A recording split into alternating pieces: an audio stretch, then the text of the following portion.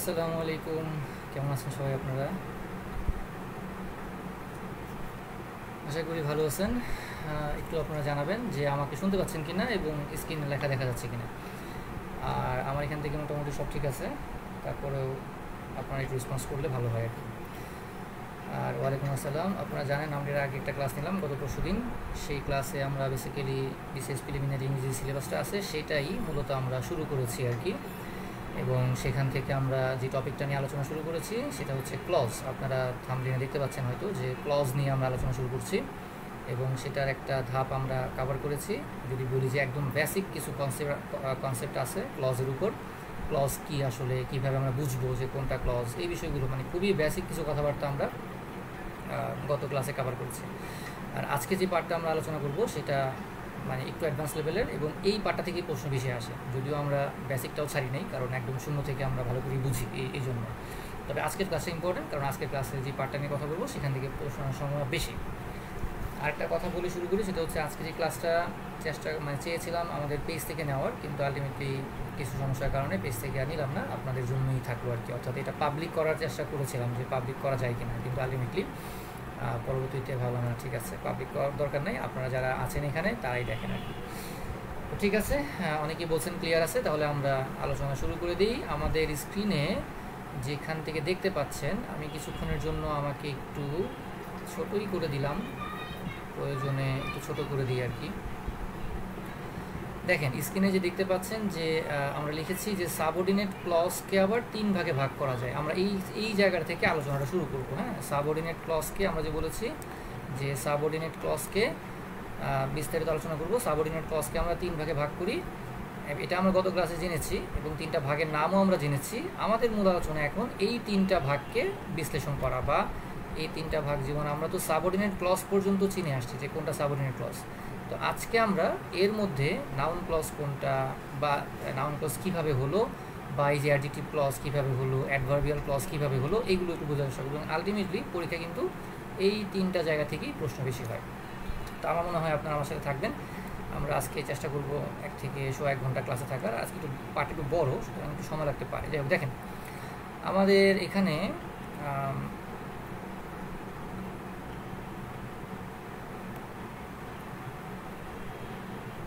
আশা করে দেখা যাচ্ছে।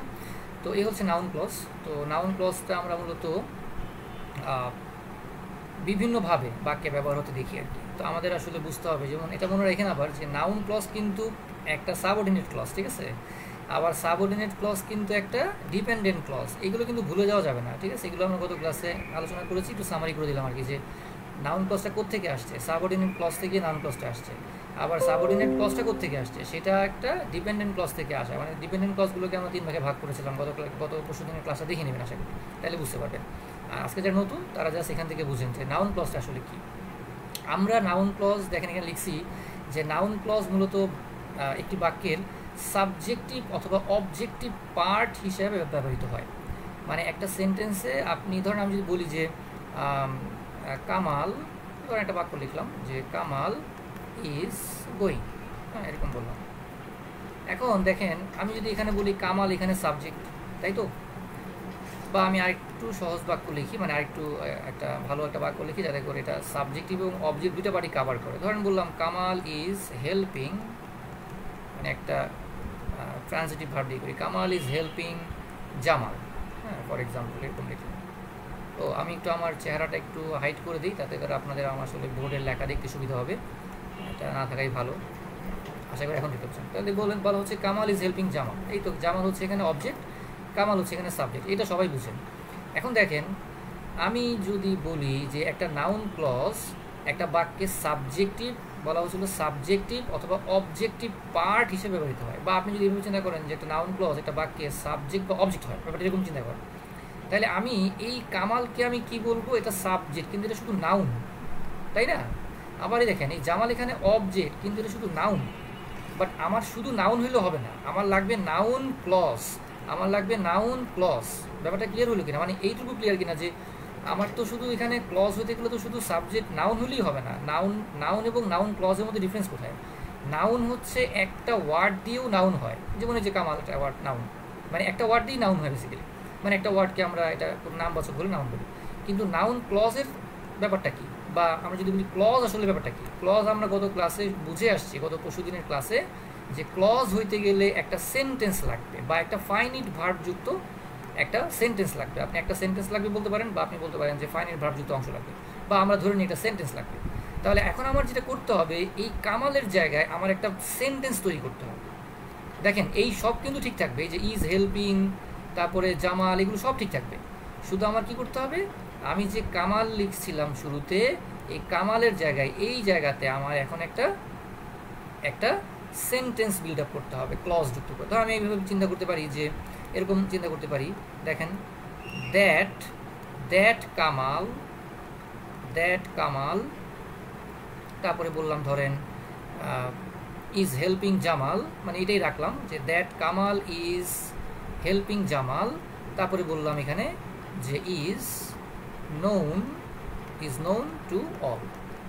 এবার খেয়াল করে দেখেন, এবার যদি আপনি দেখেন, একটু খেয়াল করেন যে এই দেখেন একটা বাক্য, that Kamal is helping Jamal, একটু খেয়াল করেন, that Kamal is helping Jamal.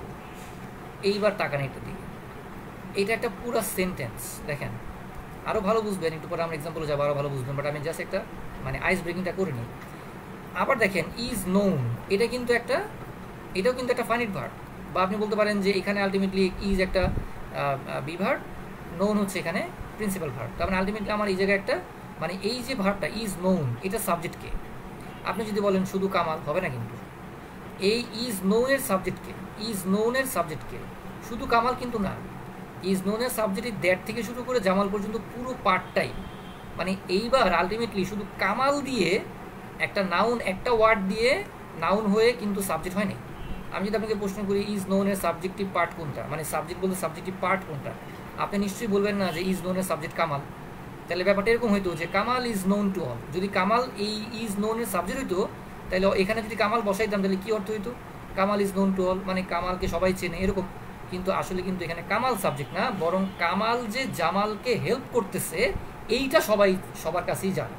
Kamal সবার কাছে পরিচিত না, কামাল যে জামালকে সাহায্য করতেছে এইটা সবার কাছে পরিচিত বা সবার কাছে জানা আছে। তার মানে আমার এই জায়গায় আলটিমেটলি সাবজেক্ট আকারে আমি এই দ্যাট থেকে শুরু করে জামাল পর্যন্ত একটা সাবজেক্টিভ পার্ট পাইছি, শুধু সাবজেক্ট না, মানে একটা ওয়ার্ড দিয়ে হয়নি। এবং এখানে দেখেন, এখানে কিন্তু একটা ইজ হেল্পিং, এটা কিন্তু কি আছে, এই হেল্পিং কিন্তু ফাইনিট ভার্ব, একটা ফাইনিট ভার্ব আছে। তার মানে এই পুরো অংশটা একটা নাউনের মতো আচরণ করছে, বা নাউনের মতো এখানে সে মানে একটা অ্যাক্ট করেছে। এই কারণে আমরা এই that Kamal is helping Jamal পুরো অংশটাকে বলি নাউন ক্লজ। আসেন আমরা আরও কিছু এক্সাম্পল দিয়ে বুঝি। যেমন দেখেন এই এক্সাম্পলটা দিকে তাকান, এখানে বলতেছে how she solve the problem. দেখেন এই অংশটুকুর দিকে ভালো করে একটু নজর দেন, আমি একটু জুম করে দিই, তাহলে আপনাদের জন্য সুবিধা হবে।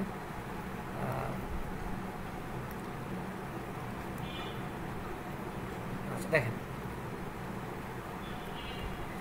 How she solve the problem. এবার দেখেন এই জায়গায় বলতেছে হ্যাজ স্প্রেড অল ওভার। মানে আমরা চেষ্টা করতেছি অর্থটা এখানে সবাই মোটামুটি আমরা বুঝবো, বা হয়তো অর্থ আমরা তো সমস্যা হয়ও না, বাট অর্থ না বুঝেও আমরা আনসার করতে পারবো কিছু ক্ষেত্রে। দেখেন তাহলে আমি যদি আপনাকে প্রশ্ন করি, ভাই আপনি বলেন তো এই স্প্রেড ভার্বের সাবজেক্টকে, এটার সাবজেক্টকে, বা আমি যদি সরাসরি বলি এটা আসলে এই স্প্রেড ভার্বের সাবজেক্টিভ পার্ট কোনটা বা সাবজেক্ট কোনটা, সরাসরি সাবজেক্টই বলি। আপনি যদি বলেন যে প্রবলেম সাবজেক্ট, তাহলে কিন্তু ভুল করলেন। তাহলে অর্থ কী হইতো, যদি প্রবলেম সাবজেক্ট হতো কী অর্থ হইতো, the problem has spread all over. এই পর্যন্ত আপনি অর্থ নিলে অর্থ কী দাঁড়াবে, যে সমস্যাটা সর্বত্র ছড়িয়ে পড়েছে। তাহলে দেখেন প্রবলেম কিন্তু আপনার এখানে এই স্প্রেড ভার্বের সাবজেক্ট হইতে পারলো না। ক্লিয়ার? তাহলে আপনি যদি বলেন যে সাবজেক্ট শি, মানে আমরা একটু টেস্ট করে দেখি যে হতে পারে কিনা সাবজেক্ট যদি শি বলেন, তাহলে অর্থ কী দাঁড়াইতো, যে she has spread all over, সে সর্বত্র ছড়িয়ে পড়েছে। তাও লজিক্যাল না, কারণ একটা মানুষ সর্বত্র ছড়িয়ে পড়ে এরকম এই সেন্স এখানে বাক্যটা তৈরি করে নাই। তাহলে আলটিমেটলি এই জায়গায় কিন্তু শি এই হ্যাজ স্প্রেডের সাবজেক্ট হতে পারে নাই, প্রবলেমও কিন্তু হ্যাজ স্প্রেডের সাবজেক্ট হতে পারে নাই। সুতরাং আপনি যদি বলতে চান যে এই হ্যাজ স্প্রেডের সাবজেক্ট কোনটা, তাহলে আপনাকে তাকাতে হবে এই হাউ থেকে শুরু করে স্প্রেড, আন্ডারলাইন কিন্তু পুরো অংশটা নিচে। কেন? কারণ এখানে বাক্যের মুড বলতেছে এরকম যে সে কিভাবে সমস্যাটা সমাধান করেছে এইটা সর্বত্র ছড়িয়ে পড়েছে, মানে তার সমস্যা সমাধানের উপায়টা সর্বত্র ছড়িয়ে পড়েছে। তার মানে এখানে আলটিমেটলি কোনো একটা পার্টকে আপনি ইন্ডিভিজুয়ালি সাবজেক্ট বলার কোনো সুযোগ নাই। তার মানে এই যে এই অংশটা এই যে এই হ্যাজ স্প্রেড ভার্বের সাবজেক্টিভ পার্ট হিসেবে কাজ করলো বা ওয়ান কাইন্ড অফ সাবজেক্ট হিসেবে কাজ করলো, কিন্তু কাজ করলেও সে কিন্তু একটা ওয়ার্ড দিয়ে সাবজেক্ট হয় নাই। যেহেতু এখানে সলভ কিন্তু একটা ফাইনাইট, দেখেন ফাইনাইট ভার্ব, এই যে সলভ এটা কিন্তু একটা ফাইনাইট ভার্ব এবং এটা কিন্তু সেন্টেন্স। এই যে শি সলভ দ্য প্রবলেমটা সেন্টেন্স। তার মানে এইরকম কোনো সেন্টেন্স যখন ফাইনাইট ভার্ব যুক্ত হয়ে একটা সেন্টেন্সের বা অন্য কোনো ফাইনাইট ভার্বের সাবজেক্ট হয় অথবা অবজেক্ট হয়, তখন আমরা ওই আন্ডারলাইন কিন্তু অংশটাকে বলি, এই অংশটাকে বলি আমরা নাউন ক্লজ। এটা হলো সাবজেক্টিভ পার্ট। সেম ঘটনা অবজেক্টিভ পার্টের ক্ষেত্রে ঘটবে। দেখেন এখানে বলতেছে I know how she solve the problem. আমি আপনাকে প্রশ্ন করলাম ভাই এই নো ভার্বের অবজেক্টকে, এবার আমার সাবজেক্ট নিয়ে কাজ না, কারণ সাবজেক্ট নিয়ে কাজ করতে গেলে আমি তো সাবজেক্ট পেয়ে যাবো আই, কিন্তু আমার তো আই সাবজেক্ট দিয়ে কাজ না, আমার কাজ হচ্ছে এই অংশটা বের করা, মানে আন্ডারলাইন কিন্তু অংশটা। আর আমার আলটিমেটলি আই তো একটা প্রোনাউন, এটা তো নাউনই না, বা নাউন ক্লজ হওয়ার কোনো সুযোগই নেই, ক্লজ হওয়ার কোনো সুযোগই নেই। তাহলে নো ভার্বের অবজেক্টকে আপনি যদি বলেন শি হবে, যদি বলেন দ্য প্রবলেম হবে, হবে না। কারণ আলটিমেটলি ওই অর্থে এরকম হবে যে আমি জানি কিভাবে সে সমস্যাটা সমাধান করেছিল। তার মানে সে কিভাবে সমস্যা সমাধান করেছিল, এই পুরো পার্টটা হচ্ছে নো ভার্বের অবজেক্টিভ পার্ট, এবং এ কারণে এটা নাউন ক্লজ। কারণ আমরা বলেছি যে নাউন ক্লজ কোনো সেন্টেন্সে হয় সাবজেক্টিভ অথবা অবজেক্টিভ, সাবজেক্টিভ অথবা অবজেক্টিভ পার্ট হিসেবে কাজ করবে। আমার এইটুকু কথা বুঝলেন কিনা? এটা বের করার আরও অনেক সহজ উপায় আছে, আরও অনেক শর্টকাট আছে, বাট আমি শর্টকাটে এই মুহূর্তে যাবো না। আগে বুঝাবো ভালো করে, তারপরে শর্টকাটে যাবো, মানে আগে বেসিকটা বুঝে তারপরে আমি শর্টকাটে যাবো। এবার আমি আপনাদেরকে টেস্ট করবো। যদি আপনারা এটুকু বুঝে থাকেন তাহলে আপনারা আমাকে বলবেন ইয়েস অর নো যে আপনারা বুঝতে পারছেন। তাইলে আমি আপনাদেরকে একটা টেস্ট দিব যে কতটুকু বুঝলেন। আপনারা জানান যে আপনারা এই পর্যন্ত ক্লিয়ার কিনা। এই যে একটা সেন্টেন্স বা একটা অংশ, যে একটা সেন্টেন্সের সাবজেক্ট, এই যে স্প্রেড ভার্বের সাবজেক্টিভ পার্ট হয়েছে, আর এই অংশটাই যে অবজেক্টিভ পার্ট হয়েছে নো ভার্বের, এই দুইটা কথা বুঝছেন কিনা? ঠিক আছে, এটা এই দুটো কথা বুঝলেন কিনা একটু বলেন। একজন বলছে, মাসুম বলছে বুঝছি, কয়েকজন বললেই বুঝতে পারবো, কারণ আলটিমেটলি ক্লাসের উপস্থিতি আমাদের সব ধরনের ব্যাচই আলটিমেটলি লাইভে উপস্থিতি খুব কম থাকে, 10-15-20 জনের বেশি থাকে না। আচ্ছা, যদি আপনারা এটা বুঝে থাকেন তাহলে আমি আপনাদেরকে টেস্ট দিই। আচ্ছা, দেখি আপনারা ধরতে পারছেন কিনা, কতটুকু ধরতে পারলেন। ধরেন আমি আপনাদেরকে বললাম যে they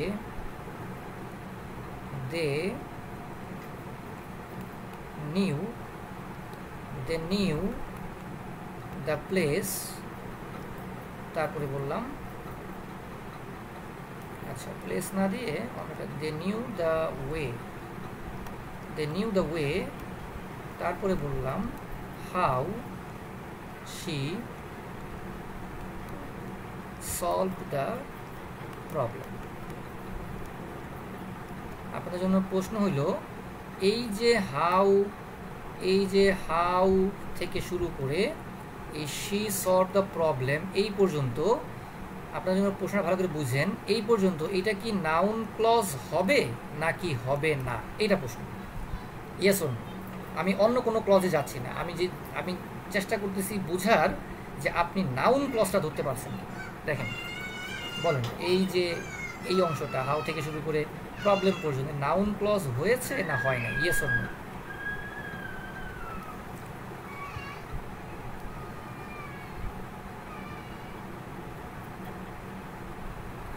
they knew the way how she solved the problem। একজন বলছে না, আরেকজনও বলছে না, নো নো নো, অনেকেই বলতেছে নো। আচ্ছা, আপনারা একজন বা দুই একজন আমাকে একটু বলতে পারেন যে কেন হয়নি? একই তো অংশ ছিল, একটু আগে যে আমরা করলাম how she solve the problem, ওটা তো ওইরকমই ছিল, তাহলে এখানে কেন হলো না? দ্য ওয়ে থেকে হবে নাউন ক্লজ। আচ্ছা ঠিক আছে, তারপরে বুঝি, দ্য ওয়ে থেকে হবে নাউন ক্লজ। আচ্ছা ধরেন আমি আপনাদেরকে আরও পেঁচাই দিই, ধরেন আমি কোনো আন্ডারলাইনই করলাম, আমি কোনো আন্ডারলাইন না করে বললাম যে এখানে যে ডিপেন্ডেন্ট ক্লজটা আছে সেটা কি নাউন ক্লজ কিনা বা নাউন ক্লজ না কিনা, বা কোন ক্লজ। ধরেন আমি একজন যে বলছেন যে দ্য ওয়ে থেকে হইলে নাউন ক্লজ হইতো, হ্যাঁ, আবার কেউ বলতেছেন সরাসরি বলতেছেন না হয় নাই, বাট যারা এই হাউ থেকে শুরু করে এই পর্যন্ত আন্ডারলাইনকৃত অবস্থায় যারা বলছেন এটা নাউন ক্লজ না, তাদের উত্তরটা সঠিক। ঠিক আছে, সঠিক। আপনি বুঝে বলেন না বুঝে বলেন সেটা আপনি হয়তো জানবেন, বুঝলে তো আশা করি ভালো, আর যদি না বুঝে বলে থাকেন তাও সমস্যা নেই, আনসার হইলে হইলো না কি ওটা এরকম। আচ্ছা, আমরা বুঝবো। আর যিনি বলেছেন যে দ্য ওয়ে থেকে শুরু হলে নাউন ক্লজ হইতো, তার জন্য প্রশ্ন, যদি আন্ডারলাইন না থাকতো তাহলে কী করতেন?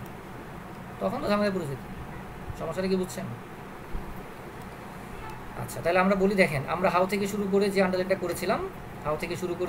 করেছিলাম, সেটা নাউন ক্লজ না। কেন নাউন ক্লজ না? অনেকে শর্টকাট পারবে, অনেকে হয়তো এমনি চেষ্টা করবে মানে শর্টকাটে বোঝার আর কি বা ধরার, কিন্তু বেশি জায়গাটা দেখেন, খেয়াল করেন।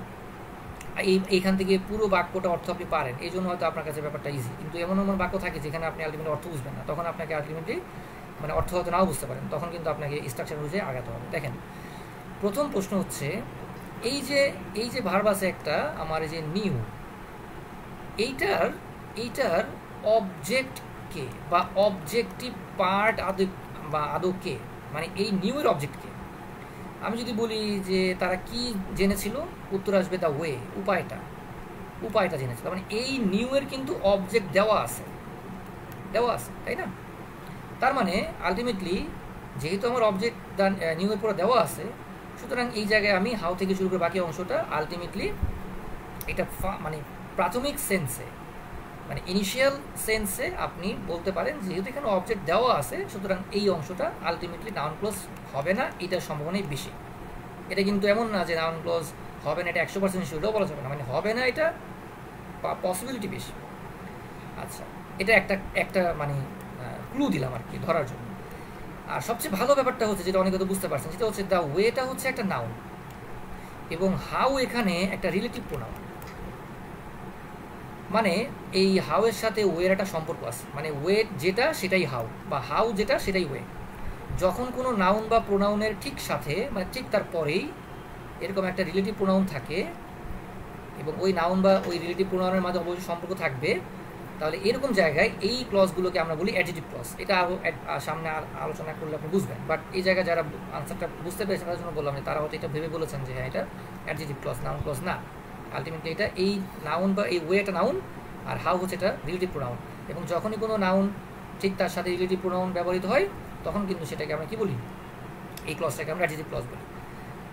এই দুইটা শর্ত। নাম্বার 1 কি বলেছি, এগুলো সব কথা আমার শীটে দেওয়া আছে, লেখা আছে, আপনাদের নোট করার প্রয়োজন নেই। নাম্বার 1 বলেছি, যেহেতু এই ওয়ে নিজেই একটা অবজেক্ট, সুতরাং এই পার্টটা বা আন্ডারলাইনকৃত পার্টটা অবজেক্ট হওয়ার সম্ভাবনা খুবই কম, নাম্বার 1। নাম্বার 2, মানে দুইটা শর্তই আপনি টেস্ট করবেন। নাম্বার 2, যেহেতু দ্য ওয়ে একটা নাউন এবং তারপরে হাউ দেওয়া আছে, এবং হাউ দিয়ে এই ওয়ে কি বোঝাচ্ছে, এরকম হাউ মানে WH ওয়ার্ড বা আমাদের দ্যাট থাকতে পারে, এরকম অনেক রিলেটিভ প্রোনাউনগুলো আমরা হয়তো অনেকেই জানি বা সামনে হয়তো শিখবো আমরা, হাউ, হুইচ, এগুলো, অথবা দ্যাটও হইতে পারে রিলেটিভ প্রোনাউন, মানে যার সাথে তার আগের নাউন প্রোনাউনের রিলেশন থাকে, এক কথায় সম্পর্ক থাকে, এটাই রিলেটিভ প্রোনাউন। তাহলে এটাও যদি মিলে তাহলেও আপনি বুঝতে পারবেন যে এটা আন্ডারলাইনকৃত অংশটা নাউন ক্লজ না। এটা কি ক্লজ সেটা আমি হয়তো পরে বুঝবো, আমি হয়তো অলরেডি বলে ফেলছি এটা অ্যাডজেক্টিভ ক্লজ, বাট উচিত ছিল না বলা। বাট আপনি নাউন ক্লজ না এইটা ক্লিয়ার কিনা যে এইটা নাউন ক্লজ না, তা বোঝার জন্য দুইটা কন্ডিশন। নাম্বার 1 হচ্ছে, যেহেতু অবজেক্ট দেওয়াই আছে, সুতরাং পরের আন্ডারলাইনকৃত অংশটার অবজেক্টিভ পার্ট হইতে পারে না, এটার পসিবিলিটি বেশি। নাম্বার 2, দ্য ওয়ে যেহেতু নাউন এবং হাউ যেহেতু তাকেই বোঝাচ্ছে, মানে রিলেটিভ প্রোনাউন আকারে দ্য ওয়েকেই বোঝাচ্ছে, সুতরাং হাউ এটা রিলেটিভ প্রোনাউন। আর কোনো রিলেটিভ প্রোনাউন যুক্ত অংশ কখনো নাউন ক্লজ হয় না। এই পর্যন্ত ক্লিয়ার কিনা? মানে অ্যাডজেক্টিভ ক্লজ হয়েছে কিনা সেটা পরে আমরা বুঝবো, কারণ আমাদের আজকে আলোচনা আছে, বাট নাউন ক্লজ যে হয় নাই এতটুকু বুঝছি কিনা। আচ্ছা, এখন দেখেন কেস নাম্বার 2 দেখেন। আমি যদি এরকম বলতাম যে, দেখেন বলা হইল she asked me, তারপরে বলা হলো where she took shelter in। আপনাকে আমি আন্ডারলাইন করে বললাম যে ভাই বা বোনেরা আপনারা বলেন যে হোয়ার থেকে শুরু করে এই she took shelter in এই পার্টটা, এটা কি নাউন ক্লজ হবে কি না, মানে হইলে টিক চিহ্ন হবে, না হইলে ক্লজ হবে, বলেন দেখি, এটা বলেন দেখি। she asked me where she took shelter in।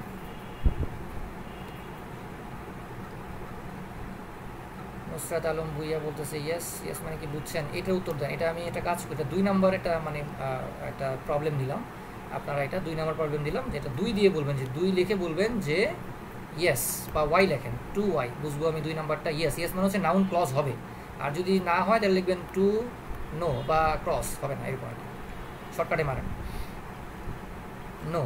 আচ্ছা, MD Mohammad Wahid, noun clause হবে না। আচ্ছা, তারপর আর কেউ, আর 2 একজন,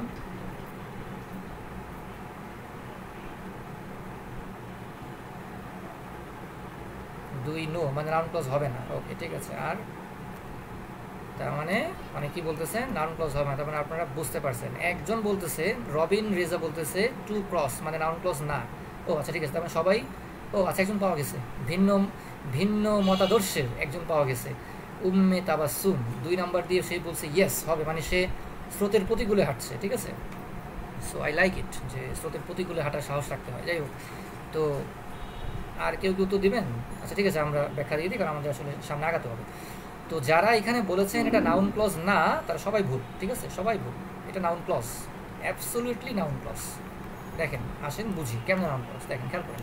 তার মানে একজন যিনি বলেছিলেন যে ওই যে উম্মে তাবাসসুম, তিনি স্রোতের বিপরীতে হেঁটেও উত্তর সঠিক হয়েছে, হয়তো উনি বুঝতে পারছেন, বাট যদি উনি আন্তাজি উত্তর দিয়ে থাকেন তাহলে উনি দেখেন বুঝেন কিনা। দেখেন, আমরা বলতেছিলাম যে আন্ডারলাইনকৃত অংশটা এইখানে অবজেক্টিভ পার্ট হইতে হবে, তাই না, নাউন ক্লজ হওয়ার জন্য। মানে এই যে আস্কড যে ভার্বটা, এই ভার্বের অবজেক্ট অথবা অবজেক্টিভ পার্ট হইতে হবে, হইলেই সেটা নাউন ক্লজ।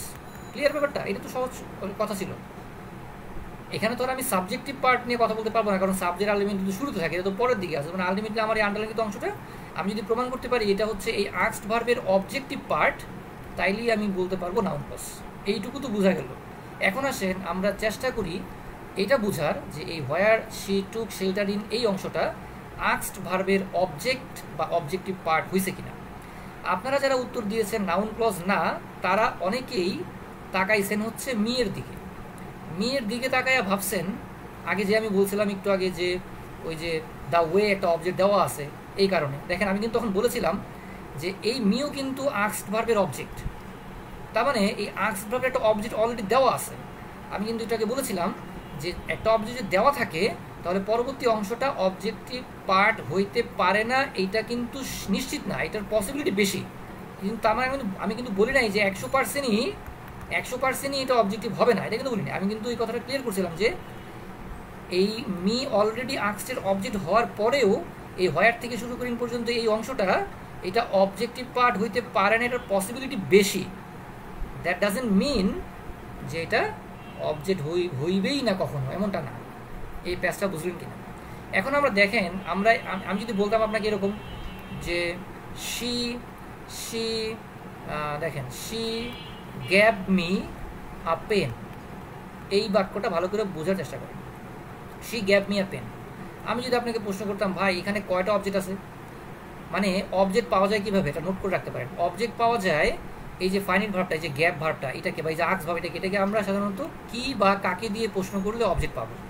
আবার রিপিট করি, এই যে ফাইনাইট ভার্বটা, এই যে ভার্বটা নিয়ে আমরা মানে মূল আমাদের কনসার্ন, এই গ্যাপ অথবা এই যে আক্স, এই ভার্বগুলোকে আমরা কি দিয়ে বা কাকে দিয়ে প্রশ্ন করলে অবজেক্ট পাবো। ফর এক্সাম্পল, এখানে আমি প্রশ্ন করি গ্যাপকে যে সে আমাকে কি দিয়েছিল প্রশ্ন করলাম, উত্তর কি আছে কিনা। She gave me a pen, উত্তর আছে, তার মানে পেন একটা অবজেক্ট। ওকে, আমি এই গ্যাপ ভার্বকে আবার প্রশ্ন করি কাকে দিয়ে, যে সে কাকে দিয়েছিল, উত্তর আছে কিনা মি, আমাকে, তো আমি ডাইরেক্ট অবজেক্ট। ব্যাপারটা কি বুঝে গেল? অর্থাৎ একই সেন্টেন্সে একটা ভার্বের ডাবল অবজেক্ট হইতেই পারে।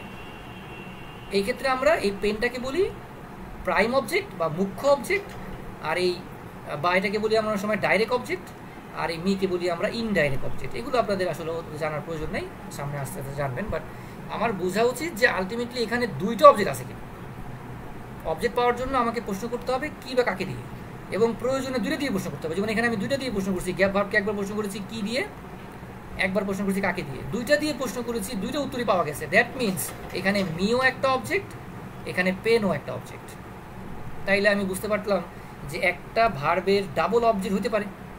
তাহলে এখন তাই যদি হয়, তাইলে এই হোয়ার থেকে শুরু করে এই ইন পর্যন্ত এই অংশটা এটাও তো অবজেক্ট হইতে পারে, কারণ ওই যে বললাম ডাবল অবজেক্ট হইতে পারে। এখানে যেমন গ্যাবের ডাবল অবজেক্ট ছিল মি এবং এ পেন, তাহলে এখানে আক্সটের ডাবল অবজেক্ট হইতে পারে না এমনটা ভাবার কোনো কারণ নাই। যারা মি দেখে ভাবছিলেন যে আর অবজেক্ট যদি দেওয়াই আছে সুতরাং এটা আর অবজেক্টিভ পার্ট হইতে পারে না, তাদের জন্য এবার একটু চিন্তার বিষয়।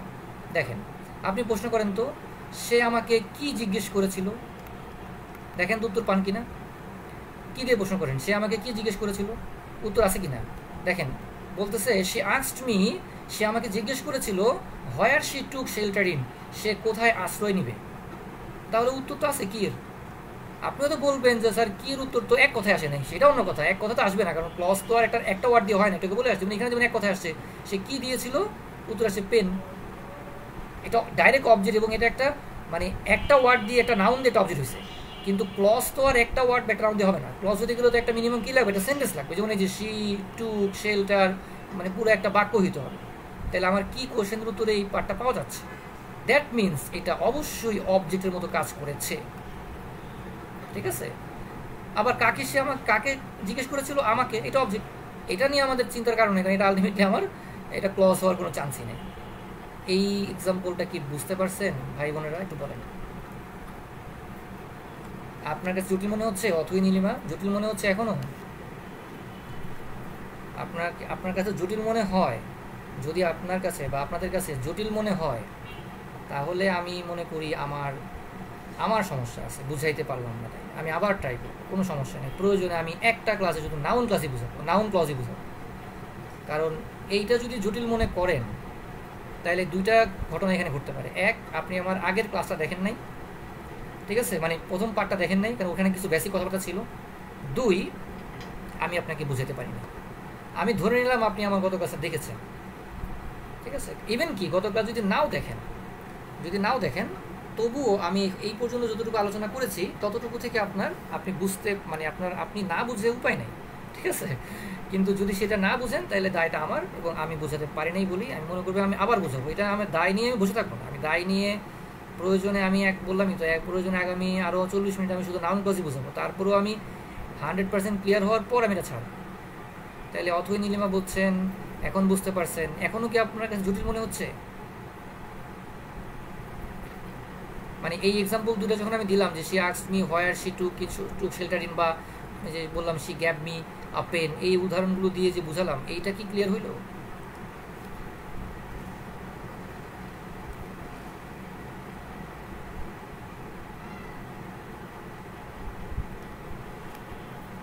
ঠিক আছে, আমরা একটু সামনের দিকে আগাই।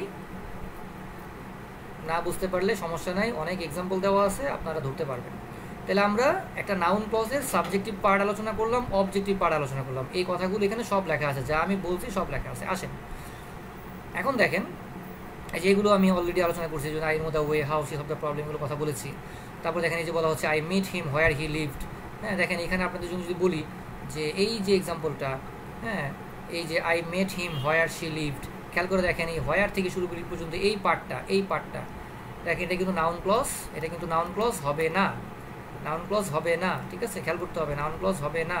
কেন হবে না দেখেন তো, বুঝেন কিনা আপনারা। এই এক্সাম্পলটায় দেখেন, এই এক্সাম্পলটা লেখাগুলো পড়বেন না, বাংলা লেখাগুলো পড়বেন না, না পড়ে আপনারা দেখেন তো হোয়ার হি লিভড, এটা যে নাউন ক্লজ না, এটা কি বুঝলেন কিনা দেখেন তো।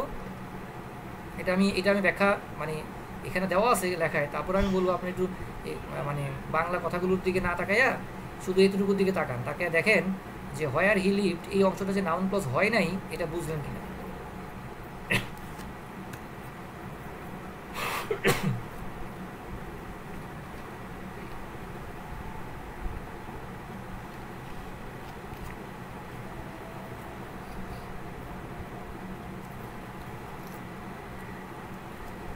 একটু খেয়াল করেন, আমি যদি এই বাক্যটাকে এভাবে লিখতাম যে আই টোল্ড হিম, তারপর যদি বলতাম হোয়ার হি লিভড, দেখেন এবার আমি আন্ডারলাইন করছি আগের মতোই এই হোয়ার হি লিভড এতটুকু। এখানে যেমন ছিল হোয়ার হি লিভড, এখানেও দেখেন হোয়ার হি লিভড, একই একদম সিমিলার। এখানেও ছিল হোয়ার হি লিভড, এখানেও দেখেন আমি লিখছি হোয়ার হি লিভড। এখন আমি যদি আপনাকে প্রশ্ন করি বলেন তো এইখানে হোয়ার হি লিভড নাউন ক্লজ না, আর এইখানে কিন্তু হোয়ার হি লিভড নাউন ক্লজ। পার্থক্যটা কি বোঝা যাচ্ছে? দেখেন তো, একটু বুঝেন কিনা, দেখেন একটু বুঝেন কিনা। এই দুইটা এক্সাম্পলে যে এটা একটা দেওয়াই আছে শীটের মধ্যে, আরেকটা আমি বানিয়ে দিলাম, দুইটার মধ্যে দেখেন একই অংশ, যে হোয়ার হি লিভড, এখানেও দেখেন হোয়ার হি লিভড, বানানোর কোনো পার্থক্য নেই। হ্যাঁ দেখেন, কিন্তু এটা কিন্তু নাউন ক্লজ হয় নাই, এটা কিন্তু নাউন ক্লজ হবে। কেন হবে বুঝলেন কিনা দেখেন। এবার আমি ব্যাখ্যা দিব না, আপনারা নিজে বোঝার চেষ্টা করবেন কেন হয় নাই। এতক্ষণ ধরে ব্যাখ্যা দিছি। আপনি মেড ভার্বটাকে ওই যে বলছে একজন কি বা কাকে দিয়ে প্রশ্ন করেন, এই যে টোল ভার্বটাকে কি বা কাকে দিয়ে প্রশ্ন করেন, খুব সহজেই আপনি বুঝতে পারবেন। ওকে, আসেন আমার সামনে আগাই। তো এতক্ষণ পর্যন্ত আমরা যে নাউন ক্লজ নিয়ে কথা বললাম, এগুলো খুবই বেসিক এবং খুবই প্রাইমারি লেভেলের কথাবার্তা নাউন ক্লজে।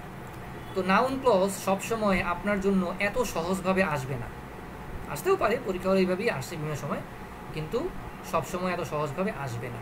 যেমন দেখেন আমাদের 46 বিসিএস প্রিলিমিনারির কোশ্চেনে, 46তম বিসিএস প্রিলিমিনারিতে একটা প্রশ্ন আসছিল এইটা, যে his dream that he will be a BCS cadre finally come true, মানে his dream that he will be a BCS cadre finally came true. তো এইটা দিয়ে বলছিল যে that he will be a BCS cadre, এই পার্টটা কি clause? আপনি এখন দেখেন তো, আমরা এতক্ষণ পর্যন্ত নাউন ক্লজের যেই ব্যাখ্যাগুলো দিয়েছি বা যেই কথাগুলো বলেছি নাউন ক্লজ সংক্রান্ত, সেটা দিয়ে কিন্তু আপনি এটা যে নাউন ক্লজ, এটা কিন্তু আপনি ধরতে পারবেন না। মানে হয়তো পারবেন, যাদের বেসিকটা খুবই ভালো তারা পারবেন, কারণ আমাদের যে কথাটা আমরা একটু আগে বলেছি এতক্ষণ পর্যন্ত ওর মধ্যেই আছে, কিন্তু বাক্যের স্ট্রাকচারটা ডিফারেন্ট। ব্যাপারটা কি বোঝা গেছে? মানে আমাদের কথার মধ্যেই আছে, আমরা যে বলেছি নাউন ক্লজ হয় সাবজেক্টিভ বা অবজেক্টিভ পার্ট আকারে ব্যবহৃত হয়, কী বা কাকে দিয়ে প্রশ্ন করলে পাওয়া যায়, এর মধ্যেই আছে, কিন্তু বাক্যটা একটু ভিন্নভাবে সাজানো হয়েছে। তো এই ঘটনাগুলোর ক্ষেত্রে আমরা এখানে বলেছি যে নাউন ক্লজের ক্ষেত্রে আরও কিছু বিষয় মনে রাখতে হবে।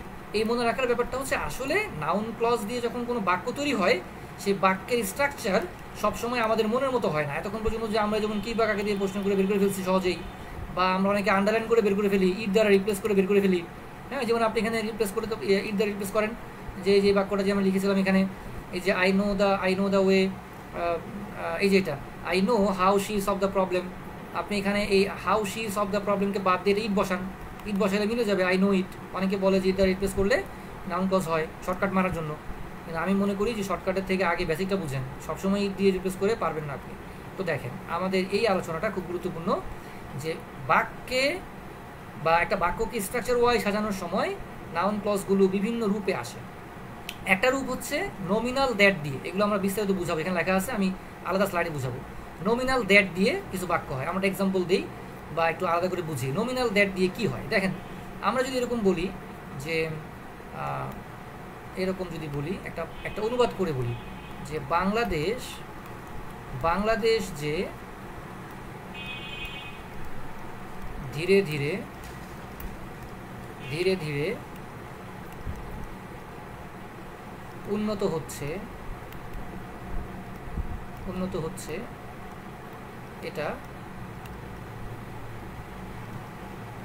এটা সবাই জানে, এরকম একটা বাক্য লিখলাম। এখন দেখেন এই বাক্যটা যদি আমি অনুবাদ করি, অনেকে ভাববেন অনুবাদ এখানে কেন করতেছে, এটা আমি গত পরশুদিনের ক্লাসে বলেছিলাম, এই জন্য আমি আর রিপিট করলাম না। আমি অনুবাদ করলে কি দাঁড়াবে এরকম, যে দ্যাট, আমি বাংলাদেশটিকে বিডি দিয়ে প্রকাশ করলাম, কেউ মাইন্ড করে না, দ্যাট বাংলাদেশ বলা হচ্ছে ধীরে ধীরে উন্নতি করছে, তাহলে আমরা বলতে পারি ইজ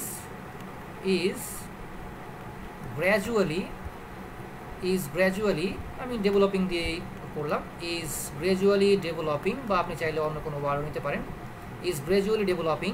তারপরে বললাম যে এটা সবাই জানে, মানে হচ্ছে ইজ নোন টু অল, মানে আমরা কমন একটা ফর্মেট ব্যবহার করলাম, ইজ নোন টু অল। একটু খেয়াল করেন, এই বাক্যটা আপনাদেরকে অনুবাদও হেল্প করবে, পাশাপাশি নাউন ক্লজ বুঝতে, বা নমিনাল দ্যাট, আমি একটু হেডিং দিই, নমিনাল দ্যাট, একটু হেডিং দিয়ে রাখি, কারণ সেটার মধ্যে এটা ছিল এই নাম্বারে, নমিনাল দ্যাট যুক্ত নাউন ক্লজটা বোঝার চেষ্টা করতেছি আমরা। দেখেন এই যে ক্লুটা খেয়াল করেন, বাংলাদেশ যে ধীরে ধীরে উন্নত হচ্ছে, এটা খেয়াল করেন, বাংলাদেশ যে ধীরে ধীরে, এই ধরনের স্ট্রাকচারের বাক্যগুলো, যে আপনি বলতে পারেন যে তুমি যে এত মিথ্যা কথা বলো, এটা আর এখন মানে গোপন নাই, এরকম বলি না কথা আমরা মাঝে মাঝে। দেখেন এই যে এখানে আমি তুমি দিয়ে শুরু করলাম, মানে সাবজেক্ট দিয়ে শুরু করলাম, তুমি যেহেতু মিথ্যা কথা বলো এটা আর এখন গোপন নাই। আমরা প্রায় বলি যে তোমার কাছে যে কত টাকা আছে এটা আমি জানি। এই দেখেন, তোমার কাছে যে, এই যে তোমার কাছে যে, এই যে দেশ, তোমার কাছে যে কত টাকা আছে এটা আমি জানি। আপনারা মাঝে মাঝে বলেন যে কি এরকম বলেন যে ধরেন তারা যে তাদের সময় নষ্ট করতেছে এটা তারা নিজেরাও জানে। এই যে দেখেন যে এটা, এই যে এরকম যে স্ট্রাকচারগুলো আমরা তৈরি করি বা মানে অনুবাদের ক্ষেত্রে, যেমন বাংলাদেশ যে ধীরে ধীরে উন্নতি করছে এটা সবাই জানে, কি বলা যায় আপনার গাড়ির কালো ধোঁয়া যে পরিবেশকে দূষণ করে এটা সবাই জানে। এই ধরনের কথাগুলো যে বলি এইগুলো বেসিক্যালি আমরা এই ধরনের অনুবাদ এইভাবে আনি আর কি।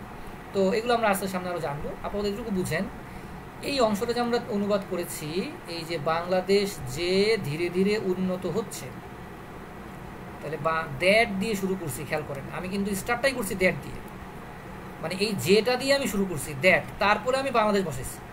আপনি যদি বলেন তুমি যেহেতু মিথ্যা কথা বলো এটা আর গোপন নাই, তাহলে কি বলবেন?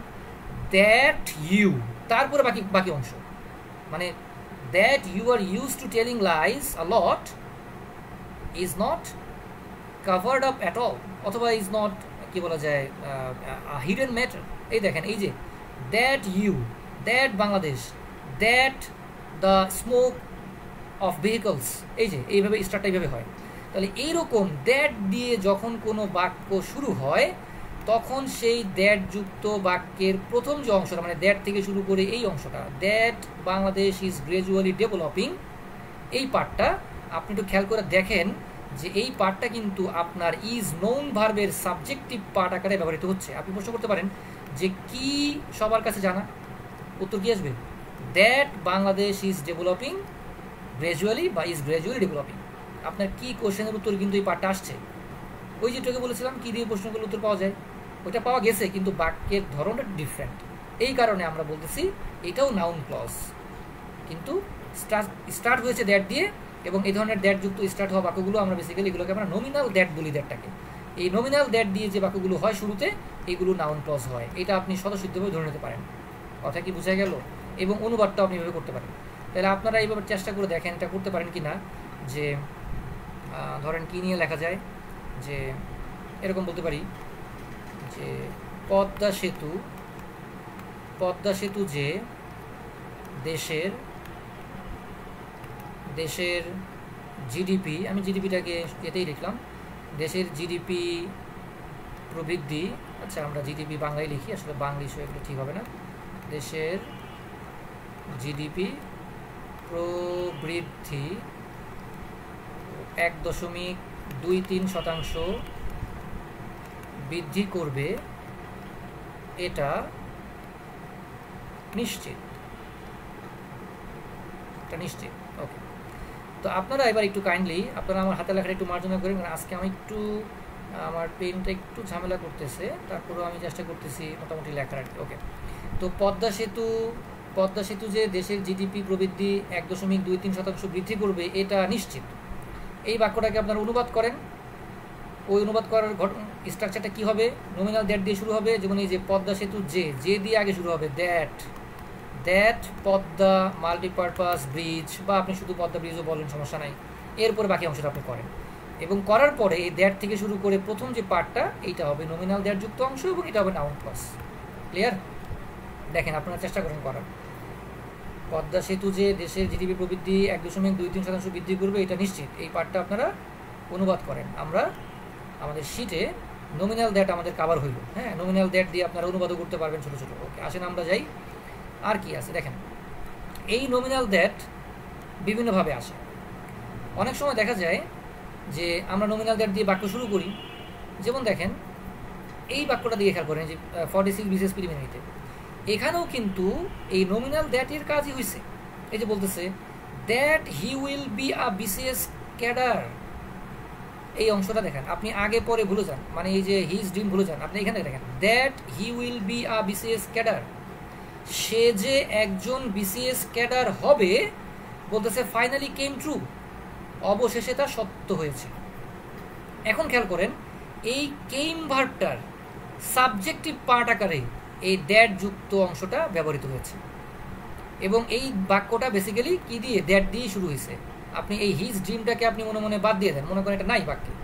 আপনি দেখেন একটু আগে যে কথাটা বলেছি যে নমিনাল দ্যাট যুক্ত বা দ্যাট দিয়ে শুরু হওয়া বাক্যগুলো আলটিমেটলি নাউন ক্লজের কাজ করে। অথবা আপনি যদি আপনার বেসিক কনসেপ্টে ফিরে যান, সেখানে আপনাকে বলা হয়েছিল এই কেম ভার্বের সাবজেক্টকে ভাই, মানে আমরা একটু আগে যে ব্যাখ্যাটা দিয়েছিলাম ওই যে কে দিয়ে প্রশ্ন করা বা কাকে দিয়ে প্রশ্ন করা বা সাবজেক্টিভ পার্ট বের করা, অবজেক্টিভ পার্ট বের করা, আপনি বলেন তো এই কেম ভার্বের সাবজেক্টিভ পার্ট কে? আপনি কি বলবেন হিজ ড্রিম? এটা কি হতে পারে? এটা যদি হয়ও, হিজ ড্রিম যদি সাবজেক্টিভ পার্ট হয়ও, এটা তো ক্লজ হবে না, তাই না? কারণ এটা তো আর আন্ডারলাইন করাও নাই, এবং এটা আলটিমেটলি আপনার কোনো ফাইনাইট ভার্ব যুক্ত কোনো বাক্যও না। তার মানে এই কেম ভার্বের সাবজেক্টিভ পার্ট হচ্ছে এই that he will be a BCS cadre. এইটা প্রশ্ন করে দেখেন যে কি কি সত্যে পরিণত হয়েছে, কি সত্যে পরিণত হয়েছিল? উত্তর আসবে সে যে একজন বিসিএস ক্যাডার হবে। এটা তার মানে ওরকম যে বাংলাদেশ কি সবার কাছে জানা, বাংলাদেশ যে একটা ধীরে ধীরে উন্নতি করছে বা উন্নত হচ্ছে, এইটা ওই রকম কথা। ব্যাপারটা কি মিলাতে পারছেন? এটা কি মিলাতে পারছেন? দেখেন এটা আমাদের এক্সাম্পলটার সাথে 46-এর উদাহরণটা মিলাতে পারছেন কিনা দেখেন। কেউ কি চেষ্টা করেছেন উত্তর করার? যেটা একটা কাজ দিলাম আমাদেরকে, এই পদ্মা সেতু যে জিডিপি প্রবৃদ্ধি 1.23% বৃদ্ধি করবে, এটা নিশ্চিত, এইটা কি করতে পারছেন? আচ্ছা, আমি একটু সময় দিচ্ছি। তাহলে নমিনাল দ্যাটের ক্ষেত্রে আমাদের এগুলো মনে রাখতে হবে, যেভাবে বাক্যে ব্যবহৃত হতে পারে। আচ্ছা, আবার দেখেন আমরা অনেক সময় দ্যাট ছাড়াও আমরা যে বলতেছি নমিনাল দ্যাটের কথা বলতেছি, এই নমিনাল দ্যাট মানে বাক্যের শুরুর দ্যাটটা যে কাজ করে, অনেক সময় অনেক WH কোশ্চেনও বা WH ওয়ার্ডও, কোশ্চেন বলা ঠিক না, WH ওয়ার্ডও সেই কাজও করে, ওইরকম কাজ করে। যেমন আপনি এই এক্সাম্পলটার দিকে তাকান, এই উদাহরণটার দিকে তাকান, দেখেন বলা হচ্ছে যে how he failed was uncertain to all. তাহলে দেখেন তো এই যে বলা হলো how he failed was uncertain to all, আমি যদি আপনাকে প্রশ্ন করি যে ভাই ওয়াজ ভার্বের সাবজেক্টিভ পার্ট কোনটা, ওয়াজ ভার্বের সাবজেক্টিভ পার্ট কোনটা, বা সরাসরি ওয়াজ ভার্বের সাবজেক্ট কোনটা, মানে কি আসলে আনসার্টেইন, কি দিয়ে প্রশ্ন করেন কি আসলে আনসার্টেইন, উত্তর আসবে হাউ হি ফেইলড, সে কিভাবে ব্যর্থ হয়েছিল, এইটা আনসার্টেইন ছিল। তার মানে এখানে কিন্তু দেখেন নমিনাল দ্যাট আসে নাই, কিন্তু দ্যাটের মতোই কাজ করতেছে অনেকটা, ওই যে অর্থ দ্যাট নিয়েছিল, আর এখানে হাউ অর্থ কিভাবে, এই পার্থক্যটা এখানে, মানে কিভাবে সে ফেল করেছিল এটা আনসার্টেন, আর ওখানে বলেছিল যে যে কি সে যে একজন বিসিএস ক্যাডার হবে, মানে দ্যাটের অর্থটা রাখছে যে, আর এখানে হাউ অর্থ রাখছে কিভাবে, এই পার্থক্য। কিন্তু দেখেন স্ট্রাকচারটা কিন্তু সেম, এখানেও যেমন দ্যাট দিয়ে শুরু হয়েছে এবং একটা বাক্য তৈরি হয়েছে, এখানেও দেখেন হাউ দিয়ে শুরু হয়েছে, একটা বাক্য তৈরি হয়েছে হি ফেইলড, এই পর্যন্ত সেন্টেন্স। আরেকটা এক্সাম্পল দেখেন, হোয়াই হি প্রপোজড হিম, তারপর বলতেছে স্প্রেড অল ওভার। বলা হচ্ছে যে সে হোয়াই শি প্রপোজড হিম, সে কেন তাকে প্রপোজ করেছিল, এইটা স্প্রেড অল ওভার, মানে এই কারণটা বা রিজনটা সর্বত্র ছড়িয়ে গিয়েছে। তাহলে আপনি প্রশ্ন করেন তো ভাই এখানে স্প্রেড ভার্বের সাবজেক্টিভ পার্ট কোনটা?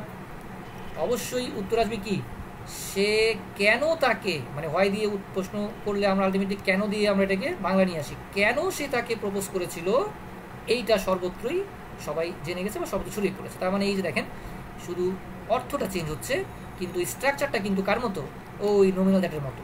তাহলে একটা বুঝলে কিন্তু নমিনাল দ্যাটের গঠনটা বুঝলে আপনি কিন্তু এরকম হাউ দিয়ে শুরু হওয়া, হোয়াই দিয়ে শুরু হওয়ার গঠনটাও বুঝতে পারবেন।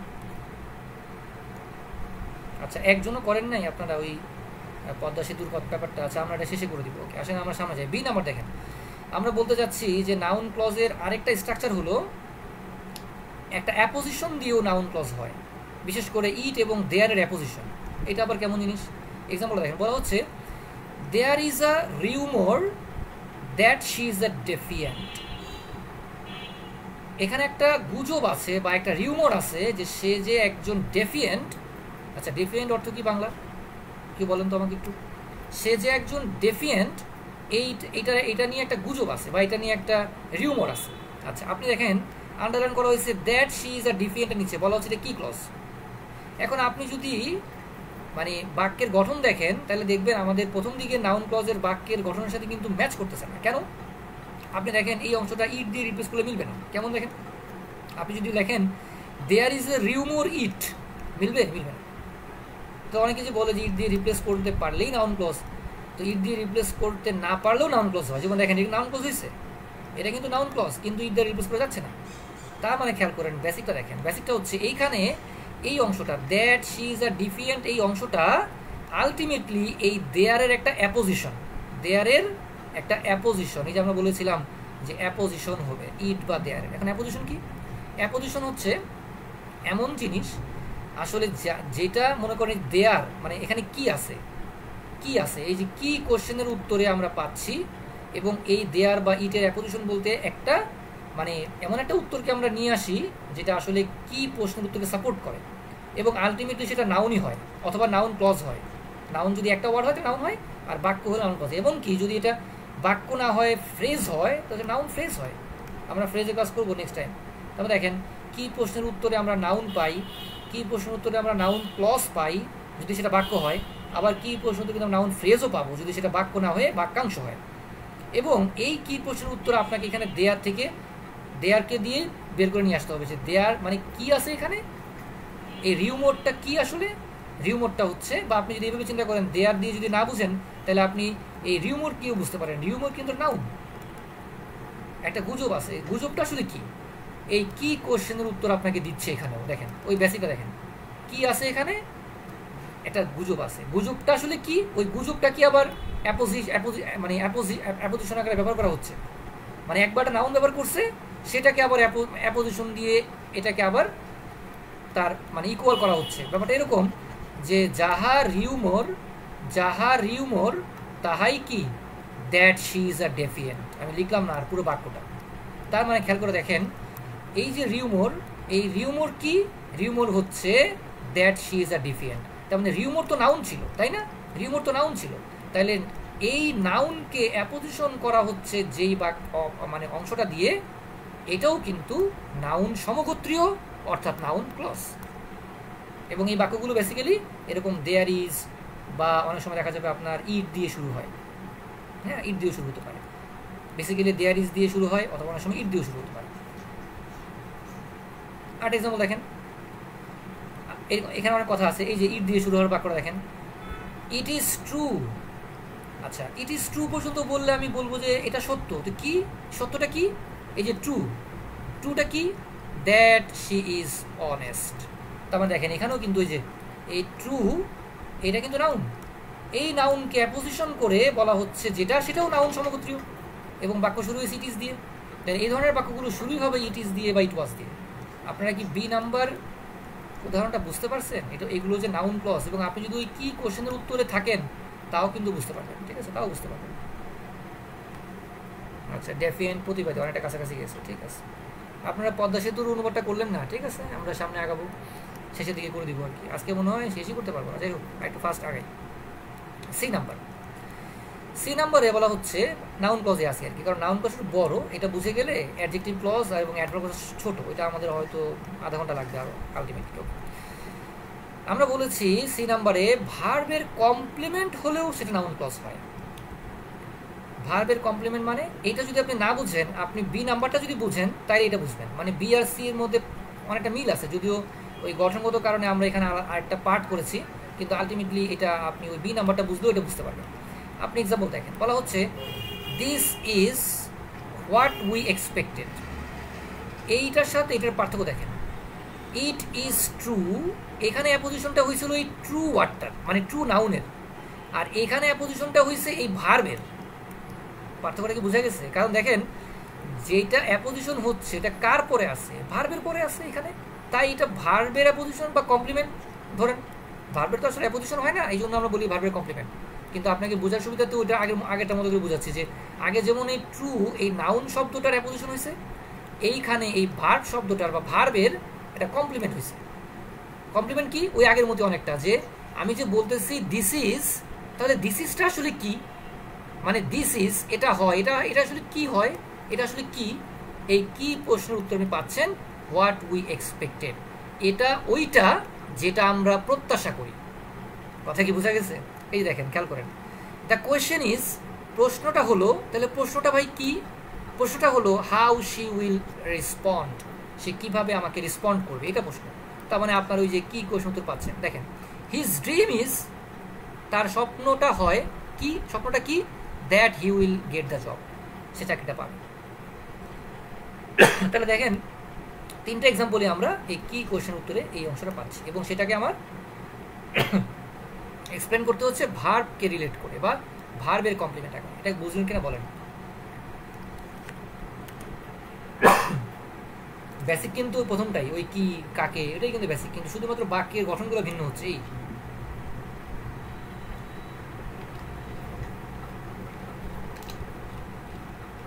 আচ্ছা, আপনারা কি আমার সাথে আছেন? Please respond quickly. আপনারা কি আমার সাথে আছেন? কারণ আজকের ক্লাস কিন্তু হেভি ওয়েটেড, মানে একটা মানে কি বলা যায়, হেভি ওয়েট ক্লাস, মানে বলতে পারেন যে বেশ মানে তাত্ত্বিক আলোচনার ক্লাস, এবং তাত্ত্বিক প্লাস থিওরিটিক্যাল প্লাস প্র্যাকটিক্যালও, কারণ আমি উদাহরণ দিচ্ছি, বুঝাচ্ছি, আবার অনেক ব্যাখ্যা দিচ্ছি, এবং বেশ এফোর্ট মানে দিতে হয় এই ধরনের ক্লাসে যদি ভালোভাবে বোঝাতে হয় আর কি। তো আপনাদেরও যারা দেখেন ক্লাসগুলো বা যারা এই মুহূর্তে আছেন তাদেরও অনেক মানে কনসেন্ট্রেশন অনেক হাই লেভেলে থাকতে হবে। আপনি যদি আজকের ক্লাসে কোনো একটা পার্টে আমার কথা আপনি যদি 30 সেকেন্ডও মিস করে যান, আপনি ভেজালে পড়বেন পরীক্ষা বা বুঝতে গিয়ে সমস্যা করবেন। সুতরাং যদিও পরবর্তীতে রেকর্ড থাকে আপনারা দেখে নেন, তারপরেও আসলে রেকর্ড দেখতে অনেকের অবশ্য ভালো লাগে না, বা অনেক সময় রেকর্ড দেখতে গেলে আমরা টানা শুরু করি। তো ক্লাসে লাইভ থাকাকালীন একটা প্লাস পয়েন্ট থাকে যে এখানে আসলে বোঝা যায়। ওকে, তো আমরা মোটামুটি সি বুঝতে পারলাম। আসেন আমরা সামনে যাই, ডি।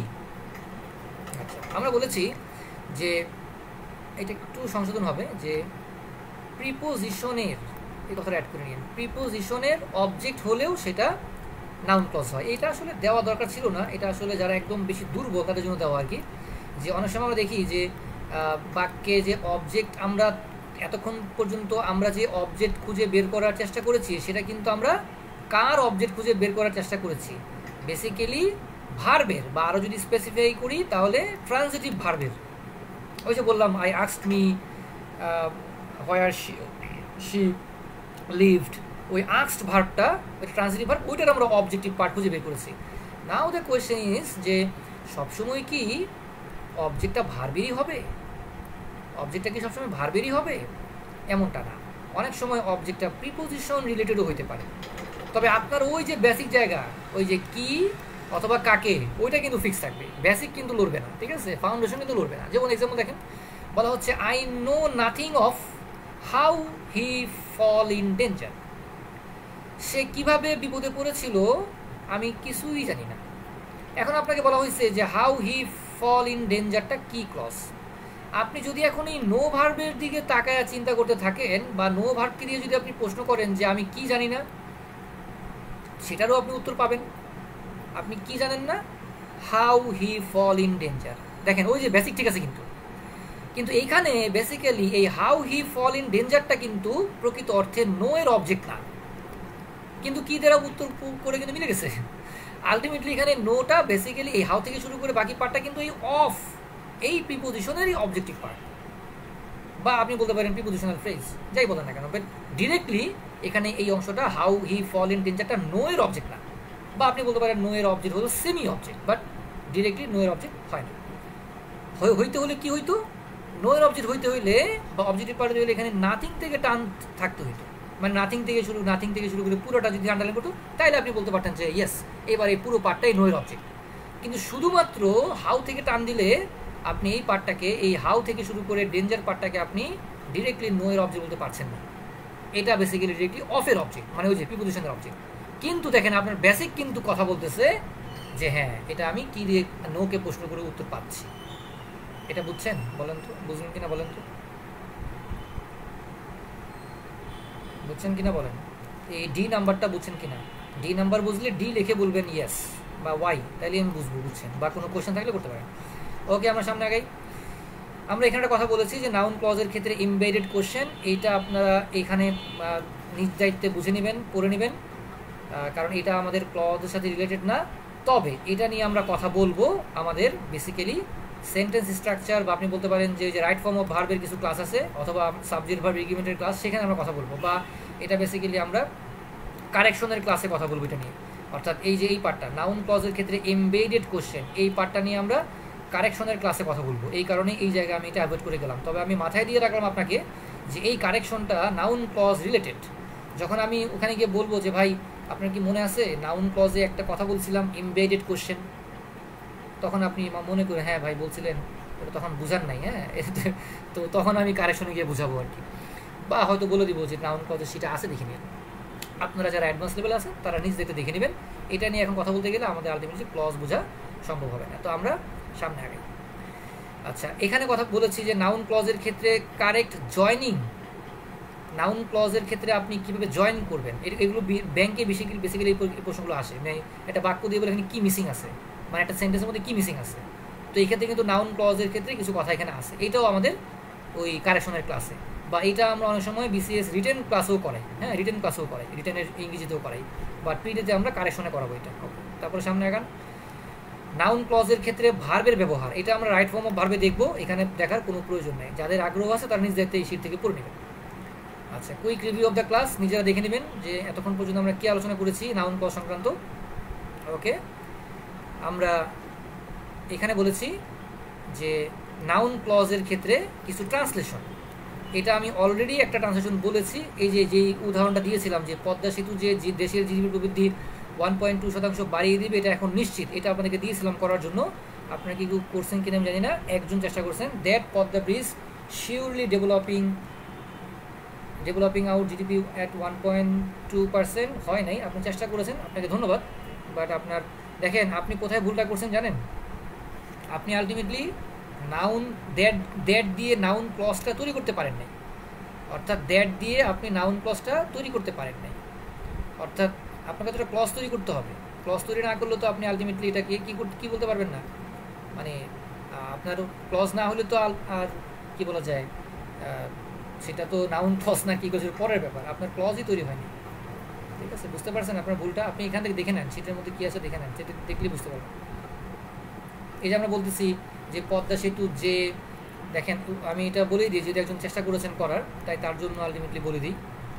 দেখেন বা উদাহরণ দেওয়া আছে আনসারটা, এই দেখেন ক্লজটা আসলে কোথায়, দেখেন পদ্মা সেতু যে, এই যে দিয়ে শুরু করলাম, দ্যাট পদ্মা ব্রিজ, তারপর দেখেন দেশের জিডিপি প্রবৃদ্ধি 1.2% বাড়িয়ে দিবে, দিবে এটা তো ফিউচার, তাহলে উইল ইনক্রিজ, বাড়িয়ে দিবে মানে উইল ইনক্রিজ, কি বাড়িয়ে দিবে, দেশের জিডিপি প্রবৃদ্ধি, তাহলে আপনি বলতে পারেন আওয়ার জিডিপি টু 1.2%, মানে দেশের বলতে আপনি এখানে আওয়ার দিয়ে বোঝাচ্ছেন, বা আপনি চাইলে এখানে বলতে পারেন যে জিডিপি অফ বাংলাদেশ এরকম বলতে পারেন, সমস্যা, বা জিডিপি অফ আওয়ার কান্ট্রি বা কান্ট্রিজ জিডিপি এরকম বলতে পারেন। ওকে, তাহলে the Padma bridge will increase our GDP to 1.2%, এইটা হচ্ছে আপনার ক্লজ, এই পর্যন্ত পার্সেন্ট পর্যন্ত, মানে নাউন ক্লজ। আর এই যে এটা এইখান থেকে শুরু হয়েছে ইজ, এটা এখন নিশ্চিত, ইজ নাও কনফার্মড বা ইজ নাও সার্টেইন, এইটা কিন্তু আপনার প্রিন্সিপাল ক্লজ। এই যে এটা, এই যে ইজ নাও সার্টেইনটা আপনার প্রিন্সিপাল বা ইন্ডিপেন্ডেন্ট ক্লজ, গত ক্লাসে আলোচনা করেছিলাম যে এই যে দেয়ার যেহেতু কনজাংশন, এই কারণে এটা হচ্ছে আপনার ডিপেন্ডেন্ট ক্লজ। ডিপেন্ডেন্ট ক্লজের মধ্যে এটা গিয়ে পড়ছে কোথায়, সাবঅর্ডিনেট ক্লজে, সাবঅর্ডিনেট ক্লজের মধ্যে গিয়ে কোথায় পড়ছে, নাউন ক্লজে। বুঝাতে পারছি ঘটনাটা? সুতরাং এই ক্লজটা আপনাকে তৈরি করতে হবে আগে। সুতরাং আপনারা এরকম অনেকগুলো উদাহরণ এখানে মানে এক্সারসাইজ দেওয়া আছে, মানে অনুবাদ একটু দেখে নেবেন, নাউন ক্লজ দিয়ে কীভাবে অনুবাদ করা যায়। আসেন আমরা অ্যাডজেক্টিভ ক্লজ নিয়ে কথা বলি। এটা খুবই সহজ। অ্যাডজেক্টিভ ক্লজ বুঝতে হলে আপনাকে জাস্ট বুঝতে হবে রিলেটিভ প্রোনাউন কি, এনাফ, রিলেটিভ প্রোনাউন কি এটা একটু বুঝতে হবে। অলরেডি এটা আমি ক্লাসের শুরুর দিকে আলোচনা করে আসছি। উইল মিস হয়ে গেছিলো, যাই হোক যেটাই হোক, বাড়ি কারেকশনটা করে নিন আর কি, আশা করি পারবেন। তো আমরা বলতে যাচ্ছি অ্যাডজেক্টিভ ক্লজ বুঝতে হলে বুঝতে হবে রিলেটিভ প্রোনাউন।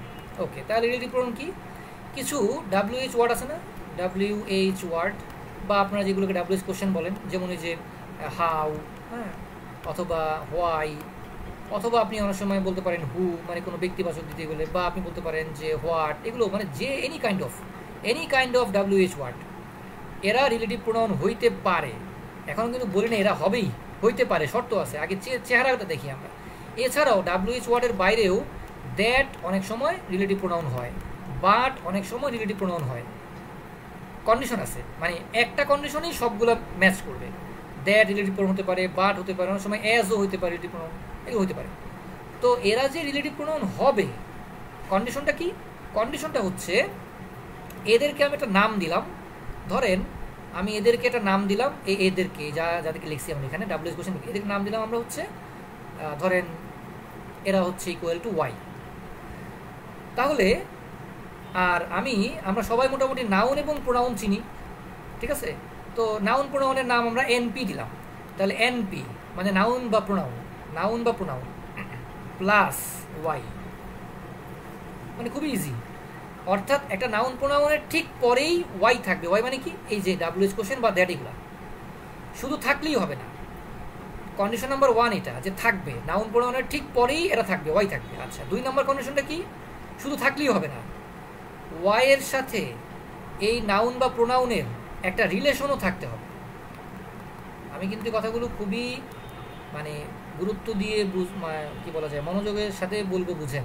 এটা বুঝতে গিয়ে আপনি পানি খায়েন না, চা খায়েন না, অথবা বাসায় অন্য কোনো কাজে মনোযোগ দিয়েন না। খুবই গুরুত্বপূর্ণ বিষয়। 2টা কন্ডিশন বলছি রিলেটিভ প্রোনাউন হওয়ার। 1 নাম্বার হচ্ছে নাউন বা প্রোনাউনের ঠিক পরেই এই ওয়াই থাকবে, মানে এরা থাকবে। ওয়াই মানে হচ্ছে হাউ, হোয়াই, হু, হোয়াট, অথবা এক্সেট্রা, অথবা এই যে বাট, দ্যাট, এগুলা। সেকেন্ড কন্ডিশন বলছি এই ওয়াই এর সাথে এই নাউন প্রোনাউনের একটা রিলেশন থাকতে হবে। রিলেশন কি? মানে যাহা এন অথবা পি তাহাই ওয়াই, এটা হচ্ছে রিলেশন। ঠিক আছে? খুব সহজ। আমরা এক্সাম্পল দিই। ধরেন আমি বললাম এরকম যে আই মেট হিম, তারপরে বললাম হু ওয়াজ অনেস্ট। এবার আপনাকে আন্ডারলাইন করে দিছে হু ওয়াজ অনেস্টের নিচে, বলছে ভাই কি ক্লজ? আপনি দেখেন যে এই যে হিম দেওয়া আছে, এই হিম কিন্তু একটা প্রোনাউন, তাই না? তাহলে আপনি কিন্তু নাউন বা প্রোনাউন পেয়ে গেলেন। দেখেন তো আপনার নাউন বা প্রোনাউনের ঠিক পরে এই জায়গাটাতে এই যে হু, এটা একটা ডাব্লিউএইচ ওয়ার্ড পাচ্ছেন, আপনি ডাব্লিউএইচ ওয়ার্ড পাচ্ছেন। তার মানে ওকে, পাইলাম। 1 নম্বর কন্ডিশনটা ফুলফিল। 2 নম্বর কন্ডিশনটা কি ছিল? এই হিম আর এই হু একই হইতে হবে, ইকুয়াল হইতে হবে, মানে এই প্রোনাউন এবং তারপরে যে ডাব্লিউএইচ ওয়ার্ডটা আছে এটা ইকুয়াল, মানে যিনি হিম তিনি হু কিনা। আপনারা আমার সাথে বলেন তো, আই মেট হিম, আমি তার সাথে সাক্ষাৎ করেছিলাম, হু ওয়াজ অনেস্ট, যে সৎ ছিল, মানে যিনি সৎ ছিল তার সাথে আমি সাক্ষাৎ করেছিলাম। তার মানে এখানে হিম আর হু কি এক ব্যক্তি না? অবশ্যই এক। তাহলে আমাদের 2টা কন্ডিশনই ফুলফিল করছে। দ্যাট মিনস এই হু হচ্ছে রিলেটিভ প্রোনাউন, এবং এই রিলেটিভ প্রোনাউন থেকে শুরু হয়ে পরের পার্টটা হচ্ছে একটা অ্যাডজেক্টিভ ক্লজ। শেষ মানে শেষ। আবার আরেকটা এক্সাম্পলে আসি, দেখেন বলা হচ্ছে আই মেট হিম হোয়ার হি কেম। খুব মনোযোগ দেন, আপনাকে আন্ডারলাইন করে দিচ্ছে হোয়ার হি কেম এর নিচে। এবার দেখেন সেম আগের মতোই হিম একটা প্রোনাউন পাইছেন আপনি, ওকে ডান, আমি প্রোনাউন পাইছি। প্রোনাউনের পরে আমি এই জায়গাটায় ঠিক তার পরে একটা ডাব্লিউএইচ ওয়ার্ড পাইছি কিনা? অবশ্যই পাইছি। হয় একটা ডাব্লিউএইচ ওয়ার্ড মিলে গেছে আমার। কন্ডিশন নাম্বার 1 মিলছে। আমার কিন্তু 1ই বলে নাই শেষ, আমাকে বলছে 2 নাম্বারটাও মিলতে হবে। কি? এই হিম আর এই হয়ার একই কিনা, মানে যিনি হিম তিনি হয়ার কিনা। বোকাও কোনোদিন বলবে না যে যিনি হিম তিনি হয়ার। বাক্যর অর্থ হচ্ছে আই মেট হিম, আমি তার সাথে সাক্ষাৎ করেছিলাম যেখানে সে এসেছিল। তার মানে একটা জায়গা আর একটা ব্যক্তি কখনো কি হয় না, এক হতে পারে না। তার মানে এরা এক না। সুতরাং আপনার 2 নম্বর কন্ডিশনটা ম্যাচ করে নাই ভাই। সুতরাং এই হয়ার রিলেটিভ প্রোনাউন না। যেহেতু রিলেটিভ প্রোনাউন না, আপনি আর হয়ার থেকে শুরু করে এই পার্টটাকে অ্যাডজেক্টিভ ক্লজ বলতে পারবেন না। কি ক্লজ বলবেন এটা এখন বলবো না, এটা যা খুশি হোক, অ্যাডজেক্টিভ ক্লজ বলতে পারবেন না। আমার এই 2টা এক্সাম্পল কি আপনারা বুঝতে পারছেন? আচ্ছা, 8 এক্সাম্পল দেখেন। বলা হচ্ছে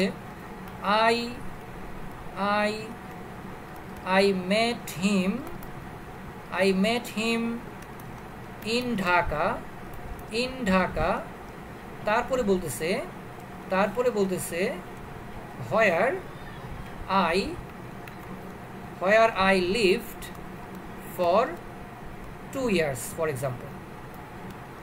এবার আগের মতোই সেম আপনাকে বলছে যে হোয়ার থেকে শুরু করে বাকি পার্টটা কি ক্লজ, এই পার্টটা কি ক্লজ। ওকে, দেখেন যারা বুঝেন তারা এখন বুঝুন। আচ্ছা, আমি দেখি যে আমার এই যে হোয়ার, এটা WH ওয়ার্ড, ওকে WH ওয়ার্ড। তার আগে যে ঢাকা, এটা নাউন, কোনো সমস্যা নাই, ঢাকা কিন্তু নাউন। আপনি যদি হিমের দিকে তাকান আপনি বলতে পারেন প্রোনাউন তো আছে। আমরা বলেছিলাম নাউন বা প্রোনাউন প্লাস WH ওয়ার্ড, অর্থাৎ প্লাস দিয়ে বোঝাচ্ছি আমি সাথে থাকতে হবে, ঠিক তারপরেই থাকতে হবে। তাহলে আপনি যদি এইখানে এই হিমের সাথে আপনি হোয়ারের সম্পর্ক খুঁজেন তাইলে কিন্তু আপনি ভুল করবেন।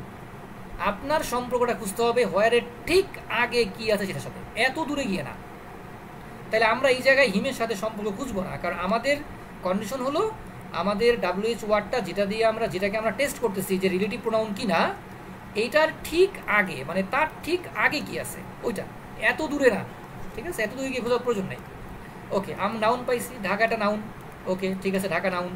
তাহলে আমাদের প্রথম কন্ডিশনটা মিললো কি, যে আমরা একটা নাউন প্লাস WH একটা ওয়ার্ড পাইছি, নাউন প্লাস WH পাইছি। সেকেন্ড কন্ডিশনটা মিলে কিনা দেখেন তো, যে যাহা ঢাকা তাহাই কি হোয়ার কিনা, মিলে কিনা দেখেন। বলা হচ্ছে I met him in Dhaka, আমি তার সাথে ঢাকায় সাক্ষাৎ করেছিলাম যেখানে আমি 2 বছর বসবাস করেছিলাম। তাহলে ঢাকা তো ওইটাই, মানে এই হোয়ার দিয়ে তো আলটিমেটলি ঢাকা কি বোঝাচ্ছে, তাহলে এটাও মিলে গেল। দ্যাট মিনস এই হোয়ার হচ্ছে রিলেটিভ প্রোনাউন এবং হোয়ার থেকে শুরু করে ইয়ার্স পর্যন্ত হচ্ছে একটা অ্যাডজেক্টিভ ক্লজ। আপনারা কি ভাই আমার কথা বুঝতে পারছেন? আমার কথা কি বুঝতে পারছেন? ইয়েস অর নো বলেন, অ্যাডজেক্টিভ ক্লজ বুঝতে পারছেন কিনা? যদি বুঝে থাকেন তাহলে আমি একটু সামনে আগাবো।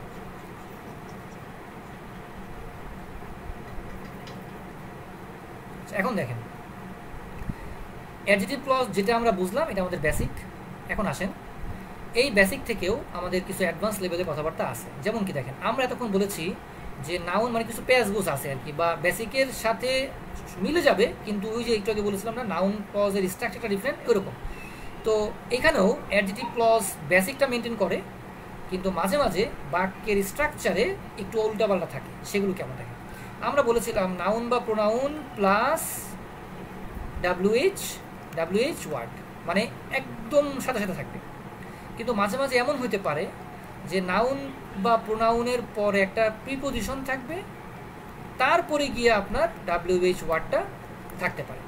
মানে এখন যেটা ঘটলো সেটা হচ্ছে আপনার এতক্ষণ পর্যন্ত নাউন প্রোনাউন সাথে ছিল, মাঝখানে একটা প্রিপোজিশন ঢুকে গেছে, এরকম হতে পারে। একটা এক্সাম্পল দেখি, আমরা একটু জুম করি, জুম ইন। দেখেন এখানে বলতেছে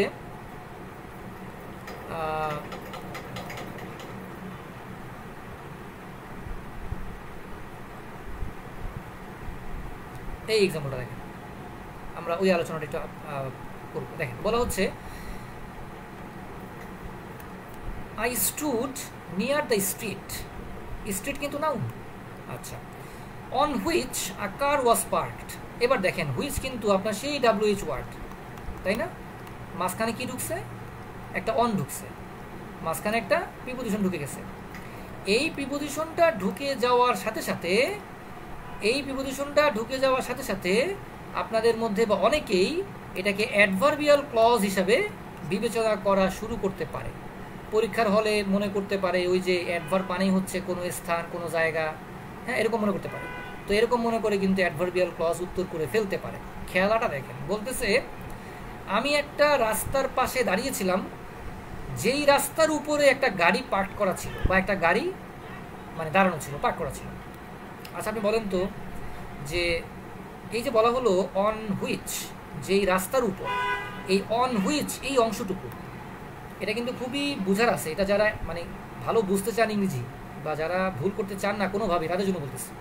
যারা একটু মনে করেন যে দুর্বল, কম বুঝেন, তারা আমার ওই বেসিক যে আলোচনা সেটা ভালো করে মনে রাখেন, পরীক্ষা হলে আপনি পারবেন, একটা উত্তর আপনি করতে পারবেন। আপনি আমাকে বলেন, এই যে বলা হচ্ছে I stood near the street on which, এই পর্যন্ত থাকি, এই পার্টটা নিয়ে পরে ভাবি আমরা। এই যে বলা হচ্ছে অন হুইচ, যেটার উপর। আচ্ছা বলেন তো এই অন হুইচ কাকে বুঝাইছে? এই স্টুডকে, মানে ভার্ব কি নিয়ে এসে কথা বলতেছে, মানে আপনি আসলে কোথায় দাঁড়াইছেন? আপনি তো দাঁড়াইছেন রাস্তার পাশে, তার মানে আপনি কোথায় দাঁড়াইছেন, কোথায় দাঁড়াইছেন এই উত্তর কিন্তু এই জায়গায় আছে, নিয়ার দ্য স্ট্রিট।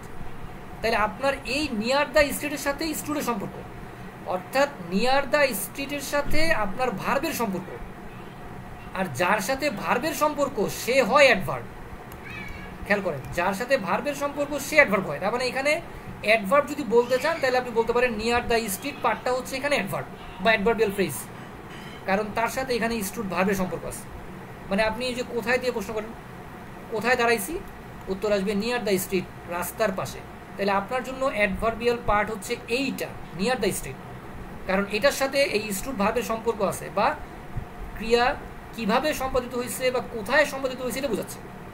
কিন্তু আপনি বলেন তো, এই অন হুইচের সাথে কোনোভাবে কি এখানে ভার্বের সম্পর্ক আছে? মানে আপনি যদি বলেন অন হুইচ মানে কিসের উপর, কোনোভাবে কি উত্তরটা ভার্বে গিয়ে ঠেকবে? ঠেকবে না। ঠেকবে কোথায়? রাস্তায় গিয়া, স্ট্রেটে গিয়ে ঠেকবে। মানে কিসের উপর? উত্তর আসবে রাস্তার উপর। আপনি যতবার প্রশ্ন করবেন কিসের উপর, উত্তর আসবে রাস্তার উপর। তার মানে আলটিমেটলি এই অন হুইচ পার্টটার সম্পর্ক হচ্ছে বেসিক্যালি একটা নাউনের সাথে। কার সাথে? নাউনের সাথে। আর আপনারা মনে করে দেখেন, আপনারা অনেকেই জানেন যে অ্যাডজেক্টিভ কিন্তু একটা নাউনের পরেই বসে বেসিক্যালি। ওই যেমন বলি না, দুঃখিত কি বললাম, ওই অ্যাডজেক্টিভ কিন্তু একটা নাউন বা প্রোনাউনের দোষ গুণ, ভালো মন্দ বা অবস্থা এগুলো প্রকাশ করে। মনে করে দেখেন, অ্যাডজেক্টিভ কাকে বলে? সংজ্ঞা কি? যেই ওয়ার্ডটা একটা নাউন বা প্রোনাউনের দোষ গুণ, অবস্থা, সংখ্যা, পরিমাণ এগুলো বোঝায় তাকে আমরা অ্যাডজেক্টিভ বলি। তাইলে এই অন হুইচ যদি একটা নাউন মানে স্ট্রিটের অবস্থা বুঝায় বা ভালো বুঝায় বা মন্দ বুঝায়, তাহলে আপনি সেটাকে অ্যাডভার্ব বলতে পারবেন না, কারণ এখানে অ্যাডভার্ব ওই যে ওই পার্টটা, এটা অ্যাডভার্ব বা অ্যাডভার্বিয়াল ফ্রেজ বলতে পারেন। কিন্তু অন হুইচ যেহেতু এখানে নাউন নিয়ে কথা বলতেছে, যে নাউন নিয়ে কথা বলে বা প্রোনাউন নিয়ে কথা বলে সে কোনোদিনও অ্যাডভার্ব হবে না। ওই যে বললাম অ্যাডজেক্টিভের সংজ্ঞা কি? যে শব্দটা কোনো নাউন বা প্রোনাউনের দোষ গুণ, ভালো মন্দ, অবস্থা, সংখ্যা এগুলো বোঝায় সেটা হচ্ছে অ্যাডজেক্টিভ। তাহলে আপনি যেহেতু অন হুইচ, যেহেতু এখানে আপনার স্ট্রিট নাউন নিয়ে কথা বলতেছে, দ্যাটস ওয়াই এই অন হুইচ থেকে বাকি পার্টটাকে আপনি আর অ্যাডভার্বিয়াল ক্লজ বলতে পারবেন না, আপনাকে এটাকে অ্যাডজেক্টিভ ক্লজে বলতে হবে। মজার ব্যাপারটা দেখেন, আমি যেটা করতে পারতাম, এই অনটাকে আমি এখানে না লিখে আমি এইখানে লিখতে পারতাম, এই যে মানে লাস্টে গিয়ে এইখানে লিখতে পারতাম পার্ট অন, এরকমও থাকতে পারে। তখন আপনি কি করতেন? তখন তো আপনি আর চিন্তাই করতেন না, আপনি ভাবতেন যে স্ট্রেট নাউন তো ভাইয়া তো বলছিল বা স্যার তো বলছিল যে নাউনের পরে WH ওয়ার্ড থাকলে, ওর সাথে সম্পর্ক থাকলে সরাসরি অ্যাডজেক্টিভ ক্লজ, তাহলে তো ঠিক আছে, তাহলে তো স্ট্রেট নাউন। তাহলে তো হুইচ কি? রিলেটিভ প্রোনাউন, কারণ হুইচ মানে রাস্তাটা কি বোঝাচ্ছে? হুইচ দ্বারা। তাহলে আমাদের 1 নম্বর কন্ডিশনটাও মিলছে, 2 নম্বরটাও মিলছে, তাহলে তো অবশ্যই অ্যাডজেক্টিভ ক্লজ। তাহলে দেখেন, অন এখানে না দিয়া এখানে দিলে, লাস্টে দিলে, মানে এই পার্ট অন পার্টের পরে গিয়ে লিখলে, এখানে যদি লিখতাম তাইলে কিন্তু আপনি সহজেই বুঝতেন। কিন্তু এখন আপনাকে একটু কনফিউজ করার জন্য কি করা হয়েছে, এই লাস্টে না লিখে মাঝখানে দিয়ে দিয়েছে, মানে এই হুইচের আগে আর নাউনের পরে নিয়ে বসেছে। কোনো ডিফারেন্স করে নেই, অর্থগত কোনো পার্থক্য হয়নি। দেখেন আমি কিন্তু লিখে দিছি, এরকম হতে পারতো I stood near the street which a car was parked on, হতে পারতো এরকম। সুতরাং যদি লাস্টে থাকে তাহলে তো আপনি ভুলটা করবেন না, কারণ আপনি জানেন যে স্ট্রিটের সাথেই সে বসছে। কিন্তু মাঝখানে যদি প্রিপোজিশন থাকে, আপনার কাছে অ্যাডভার্বের গন্ধ আপনার নাকে লাগা শুরু করবে, এবং পরীক্ষার হলে পিছন থেকে আপনি ভাববেন, আপনিও তো ভাববেন অ্যাডজেক্টিভ ক্লজ, কিন্তু পিছন থেকে আপনাকে একটা গুতা দিয়ে কেউ বলবে, বা আপনি বলবেন ভাই এটা কী ক্লজ, সে বলবে ভাই এটা একটা অ্যাডভার্ব ক্লজ। কেন? কারণ জায়গা বুঝাইছে, জায়গা কোথায় আছে এটা বুঝাইছে। দেখেন, আপনার কোথায় আছের সাথে এখানে অন হুইচের কোনো সম্পর্ক নাই, আপনার কোথায় আসার সাথে সম্পর্ক হচ্ছে নিয়ার দ্য স্টেটের। তো আপনাকে পিছন দিকে একটা গুতা মারলেই আপনি কিন্তু কাইতে যাবেন, কারণ আপনার ওই বেসটা আপনার স্ট্রং না। আপনাকে একটু গুতা দিবে যে ভাই এটা তো আসলে কোথায় আছে, অবস্থান বুঝাইতেছে বা একটা জায়গা বুঝাইতেছে। আর অ্যাডভার্ব তো কখনো জায়গা এগুলোই বুঝায়, কোথায় আছে, কিভাবে আছে, এগুলো বুঝায়। তার মানে আপনি হয়তো মানে উত্তরটা পারতেন, কিন্তু পিছন দিকে একটা গুতা মারলো, বাস আপনি হয়তো ভাবতেছেন এটা অ্যাডভার্ব, আপনি হয়তো অ্যাডভার্ব উত্তরগুলো চলে আসবে। খেলাটা কি বুঝতে পারছি? খেলাটা কোথায়? এই এক্সাম্পলটা দেখেন, this movie was the sequel for which we had been waiting. এই ফরটাকে যদি এখানে না দিয়া আমি যদি ওয়েটিংয়ের পরে গিয়ে লিখতাম ওয়েটিং ফর, তাহলে তো আপনার জন্য কোনো সমস্যাই নাই। আপনি জানেন যে দ্য সিকুয়ালটা নাউন এবং হুইচ ওইটাই কী বোঝাচ্ছে, হ্যাঁ এই সিকুয়ালটা কী বোঝাচ্ছে এবং এটার সাথে সম্পর্ক আছে, সুতরাং এটা একটা অ্যাডজেক্টিভ ক্লজ। কিন্তু ফরটাকে মাঝখানে দিলেই আপনার কাছে মনে হতে পারে এটা মনে হয় কি অ্যাডভার্বিয়াল বা অন্য কোনো কিছু মনে হতে পারে। সুতরাং এরকম মাঝে মাঝে দেখা যায় যে নাউন এবং বা প্রোনাউন এবং বিশেষ করে এগুলো নাউনের ক্ষেত্রে বিষয়, নাউন এবং রিলেটিভ প্রোনাউনের মাঝখানে এরকম প্রিপোজিশনগুলো চলে আসতে পারে, তো আসলেও আপনি ওই প্রিপোজিশনটাকে কান ধরে শেষে নিয়ে বসায় দেখবেন বা টেস্ট করবেন, এই অনটাকে শেষে নিয়ে বসায় দেখবেন বাক্যের অর্থের কোনো পার্থক্য ঘটায় কিনা। যদি না ঘটায় তাহলে অবশ্যই এটা অ্যাডজেক্টিভ ক্লজ। বুঝতে পারলাম কি? এটা কি বুঝছেন কি বলছি? অনেক তাত্ত্বিক কথাবার্তা বলে ফেলছি। আচ্ছা, আর একটা কথা বলি, সেটা হচ্ছে এই জিনিসটাই, যে এই জিনিসটা লিখিত পরীক্ষার জন্য এটা আপনারা অ্যাভয়েড করে যাবেন, এটা রাখবেন আপনারা। আমরা কারেকশনে করব, আমরা রাইট ফর্ম অফ ভার্বের ক্ষেত্রে কিছু ব্যাপার আছে, এটা করবো আমরা। অ্যাডজেক্টিভ ক্লজ আমরা রিভিউ করতে পারি। আচ্ছা, আরেকটা কথা বলি, এটা আসে নাই মনে হয়, সেটাও আছে, একটু দেখি আমরা।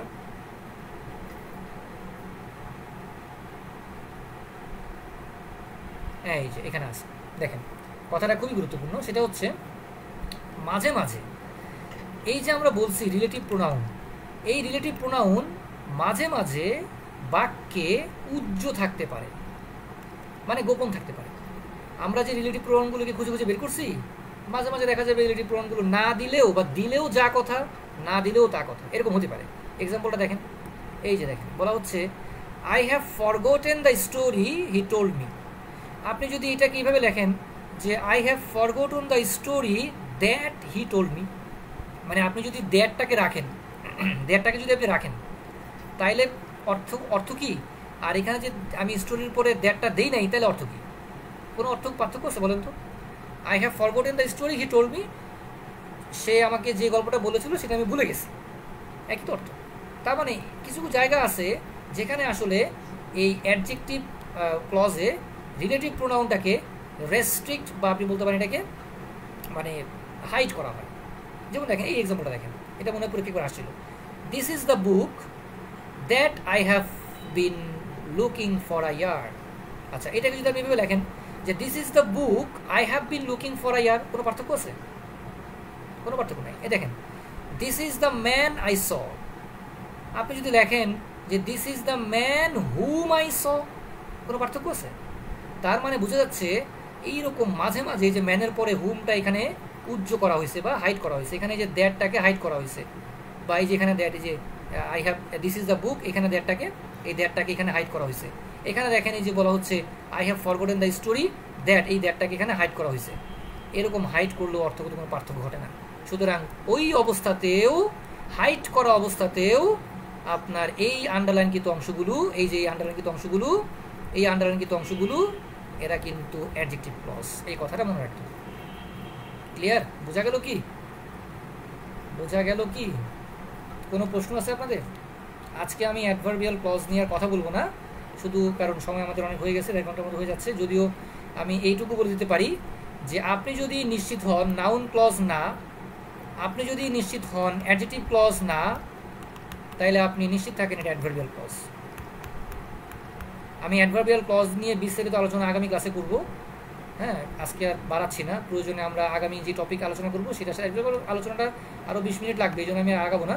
বাট আগামী ক্লাস আমি যে টপিক পড়াবো সেই টপিক আলোচনা করার শুরুতে 20 মিনিট আমি অ্যাডভার্বিয়াল ক্লজ নিয়ে আলোচনা করব। বাট আমি এতটুকু বলে দিতে পারি যে আপনি এতক্ষণ পর্যন্ত যে নাউন ক্লজ বুঝাইছি, এটা যদি আপনি বুঝে থাকেন, আপনি যদি 100% নিশ্চিত হন এটা নাউন ক্লজ না, আপনি তারপর টেস্ট করবেন অ্যাডজেক্টিভ ক্লজ কিনা, সেটাও যদি না হয় তাহলে অবশ্যই সেটা অ্যাডভার্বিয়াল ক্লজ। যেমন দেখেন, আমরা একটা এক্সাম্পল দিয়ে শেষ করি ক্লাস আজকে। আমি বলতে পারি এরকম যে I told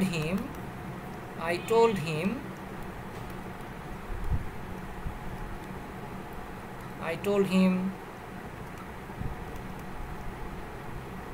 where, দুঃখিত, টোল্ড না দিয়ে একটা কাজ করি, I met দিয়ে করি, I met him where I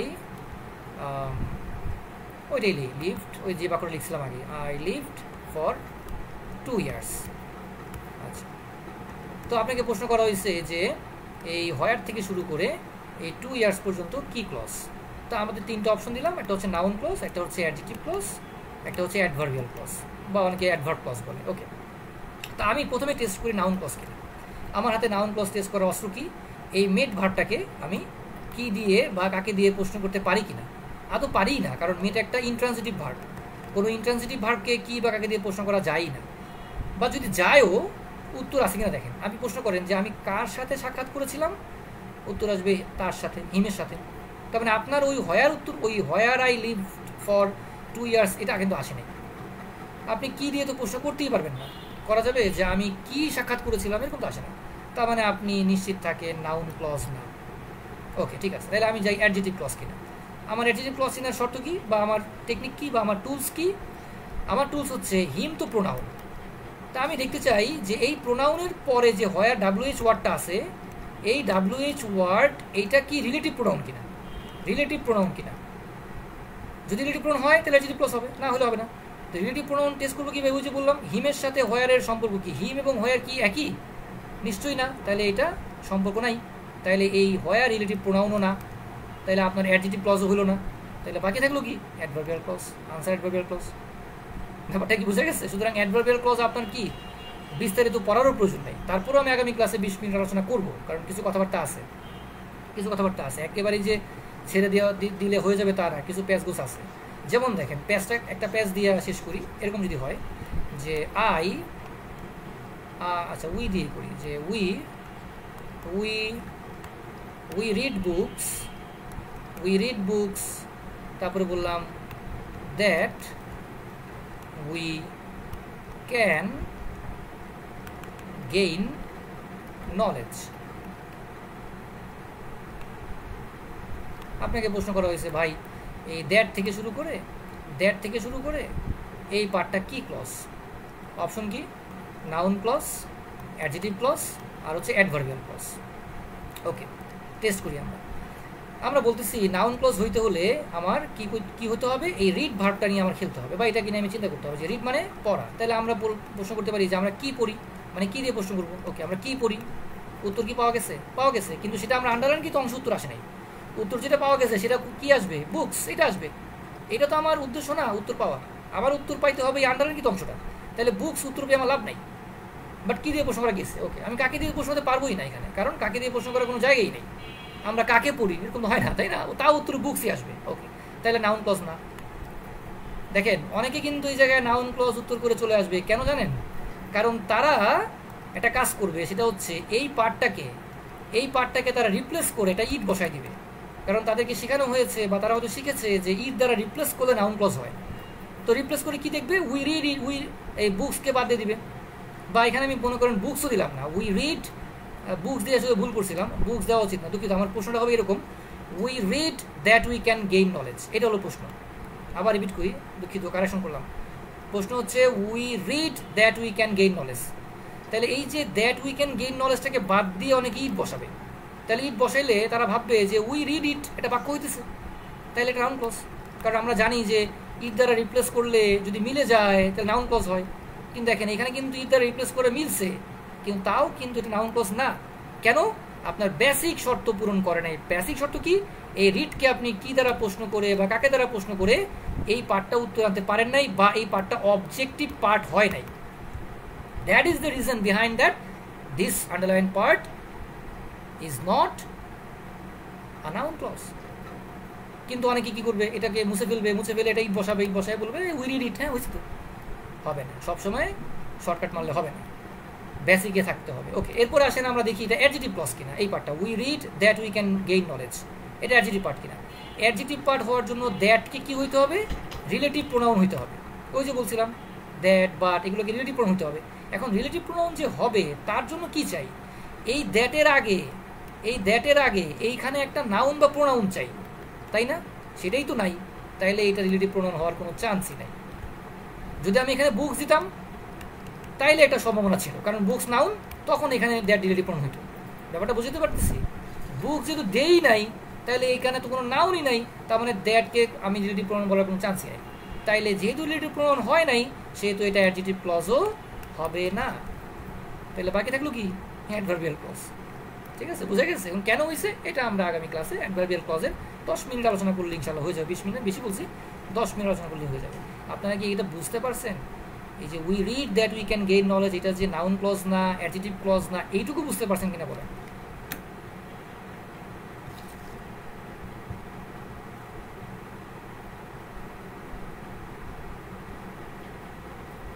আমি অনেকক্ষণ পরে আমার নিজেকে আনলাম সামনে, আসলে শেষের দিকে আমরা প্রায় 1.5 ঘন্টা ক্লাস নিলাম, প্রায় না পুরোপুরি 2 ঘন্টা ক্লাস নিলাম। তো চেষ্টা করছি ইনস অ্যান্ড মানে আউটস যা আছে ভিতরে খবরগুলো বোঝানোর, এর থেকেও আরও সুন্দর করে ব্যাখ্যা বিশ্লেষণ সহ শীতে তো আসেই, বাট তারপরেও কথাগুলো কেন বলেছি, এক্সাম্পলগুলো কেন দিয়েছি, বা লিখলাম কেন, বা শীত থেকে দাগালাম কেন, বিকজ আপনাকে বোঝানোর চেষ্টা করলাম যে আলটিমেটলি পড়তে গেলে আসলে বেসিক থেকে শুরু করে একটু অ্যাডভান্স লেভেল পর্যন্ত সবই দেখতে হয়। পরীক্ষায় কেউ কোনটা আসবে আপনি জানেন না, এবং আপনার প্রিপারেশনটা একটা লেভেলে রাখতে হলে অবশ্যই আপনাকে মোটামুটি একটা স্ট্যান্ডার্ড প্রিপারেশন নিতে হবে। আর বিশেষ যেহেতু এখানে আপনি মানে ওকে ওকে টাইপের প্রিপারেশন নিয়ে পরীক্ষা হলে বসলে আপনি ভালো করবেন না, এখানে আপনাকে সর্বোচ্চ বাজি ধরতে হবে। হ্যাঁ, এখন আমরা অনেক কিছু শুনতেছি, সেটা তো পরের হিসাব, প্রিলি তো পাস করতে হবে, এটা তো আর কোনো মানে কিছু করার নাই। সুতরাং যদি আপনাকে প্রিলি পাস করতে হয় বা রিটেনে যদি ইংরেজিটা ভালো লিখতে হয়, আপনাকে একটু বুঝে আসতে হবে। সো আপনারা যারা তখন ক্লাসে থাকছেন আপনাদের প্রতি কৃতজ্ঞতা প্রকাশ করতেছি। আপনারা যদি উপকৃত হন তাতেই আমার সার্থকতা, এবং আই হোপ যে আপনাদেরকে আগামী ক্লাসেও পাশে পাবো। আগামী ক্লাস আপনাদের আগামী সোমবার বুধবার, এর আগে আগামী সোমবারের আগে আপনাদের একটা মিনি টেস্ট নিব, অর্থাৎ একটা টেস্ট নিব। এই যে আজকে এবং গত পরশু দিনের ক্লাসে যা পড়ালাম এটা একটা এক্সাম নিব, এইটুকুই যা পড়ানো হয়েছে এটুকুই। তো ইনশাআল্লাহ দেখি আপনারা সেই এক্সামে কতটুকু বুঝেছেন, সেটার প্রতিফলন সেই পরীক্ষায় হবে। আর আপনাদের একটা ভোকাবুলারি দেওয়ার কথা বলেছিলাম গত পরশুদিন, সেটা ইনশাআল্লাহ আগামীকাল থেকে দেওয়া শুরু করবো, অর্থাৎ আগামীকাল গত প্রথম ধাপের কিছু ভোকাবুলারি পাবেন। আজকেও দিতে পারি, দেখি আমি ক্লাস শেষ করার পর যদি পারি দিয়ে দেবো আর কি, বাট না পারলে আগামীকাল দিতে। তো যদি কোনো প্রশ্ন থাকে আপনারা জানাতে পারেন। যদিও আসলে 1.5 ঘন্টা পর্যন্ত ক্লাস নিয়ে শেষের দিকে আসলে আমাদের অলওয়েজ কমে যায় পার্সেন্টেজটা, যেমন স্টার্ট হয়েছিল 30-35 দিয়ে, আধা ঘন্টা পরে সেটা 20-এ নেমে গেছে, আরও আধা ঘন্টা পর বা যে 1 ঘন্টা 1.5 ঘন্টা পরে আমাদের প্রায় 8-10 চলে আসছে। তো এটা ইন্ডিকেটস যে আমরা একটানা আসলে অনলাইনে থাকাটা আমাদের কষ্টকর। সুতরাং আমি চেষ্টা করি আমার ক্লাসগুলো 1 থেকে 1 ঘন্টা নেওয়ার, বাট সবসময় তো হয় না। যেমন এই যে আজকে যে ক্লাসটা নিলাম, যে বিষয়গুলো আলোচনা করি খুবই ইনডেপথ এবং খুবই মানে অনেক কিছু বোঝানোর আছে, এই জন্য একটু সময় লেগে যায়।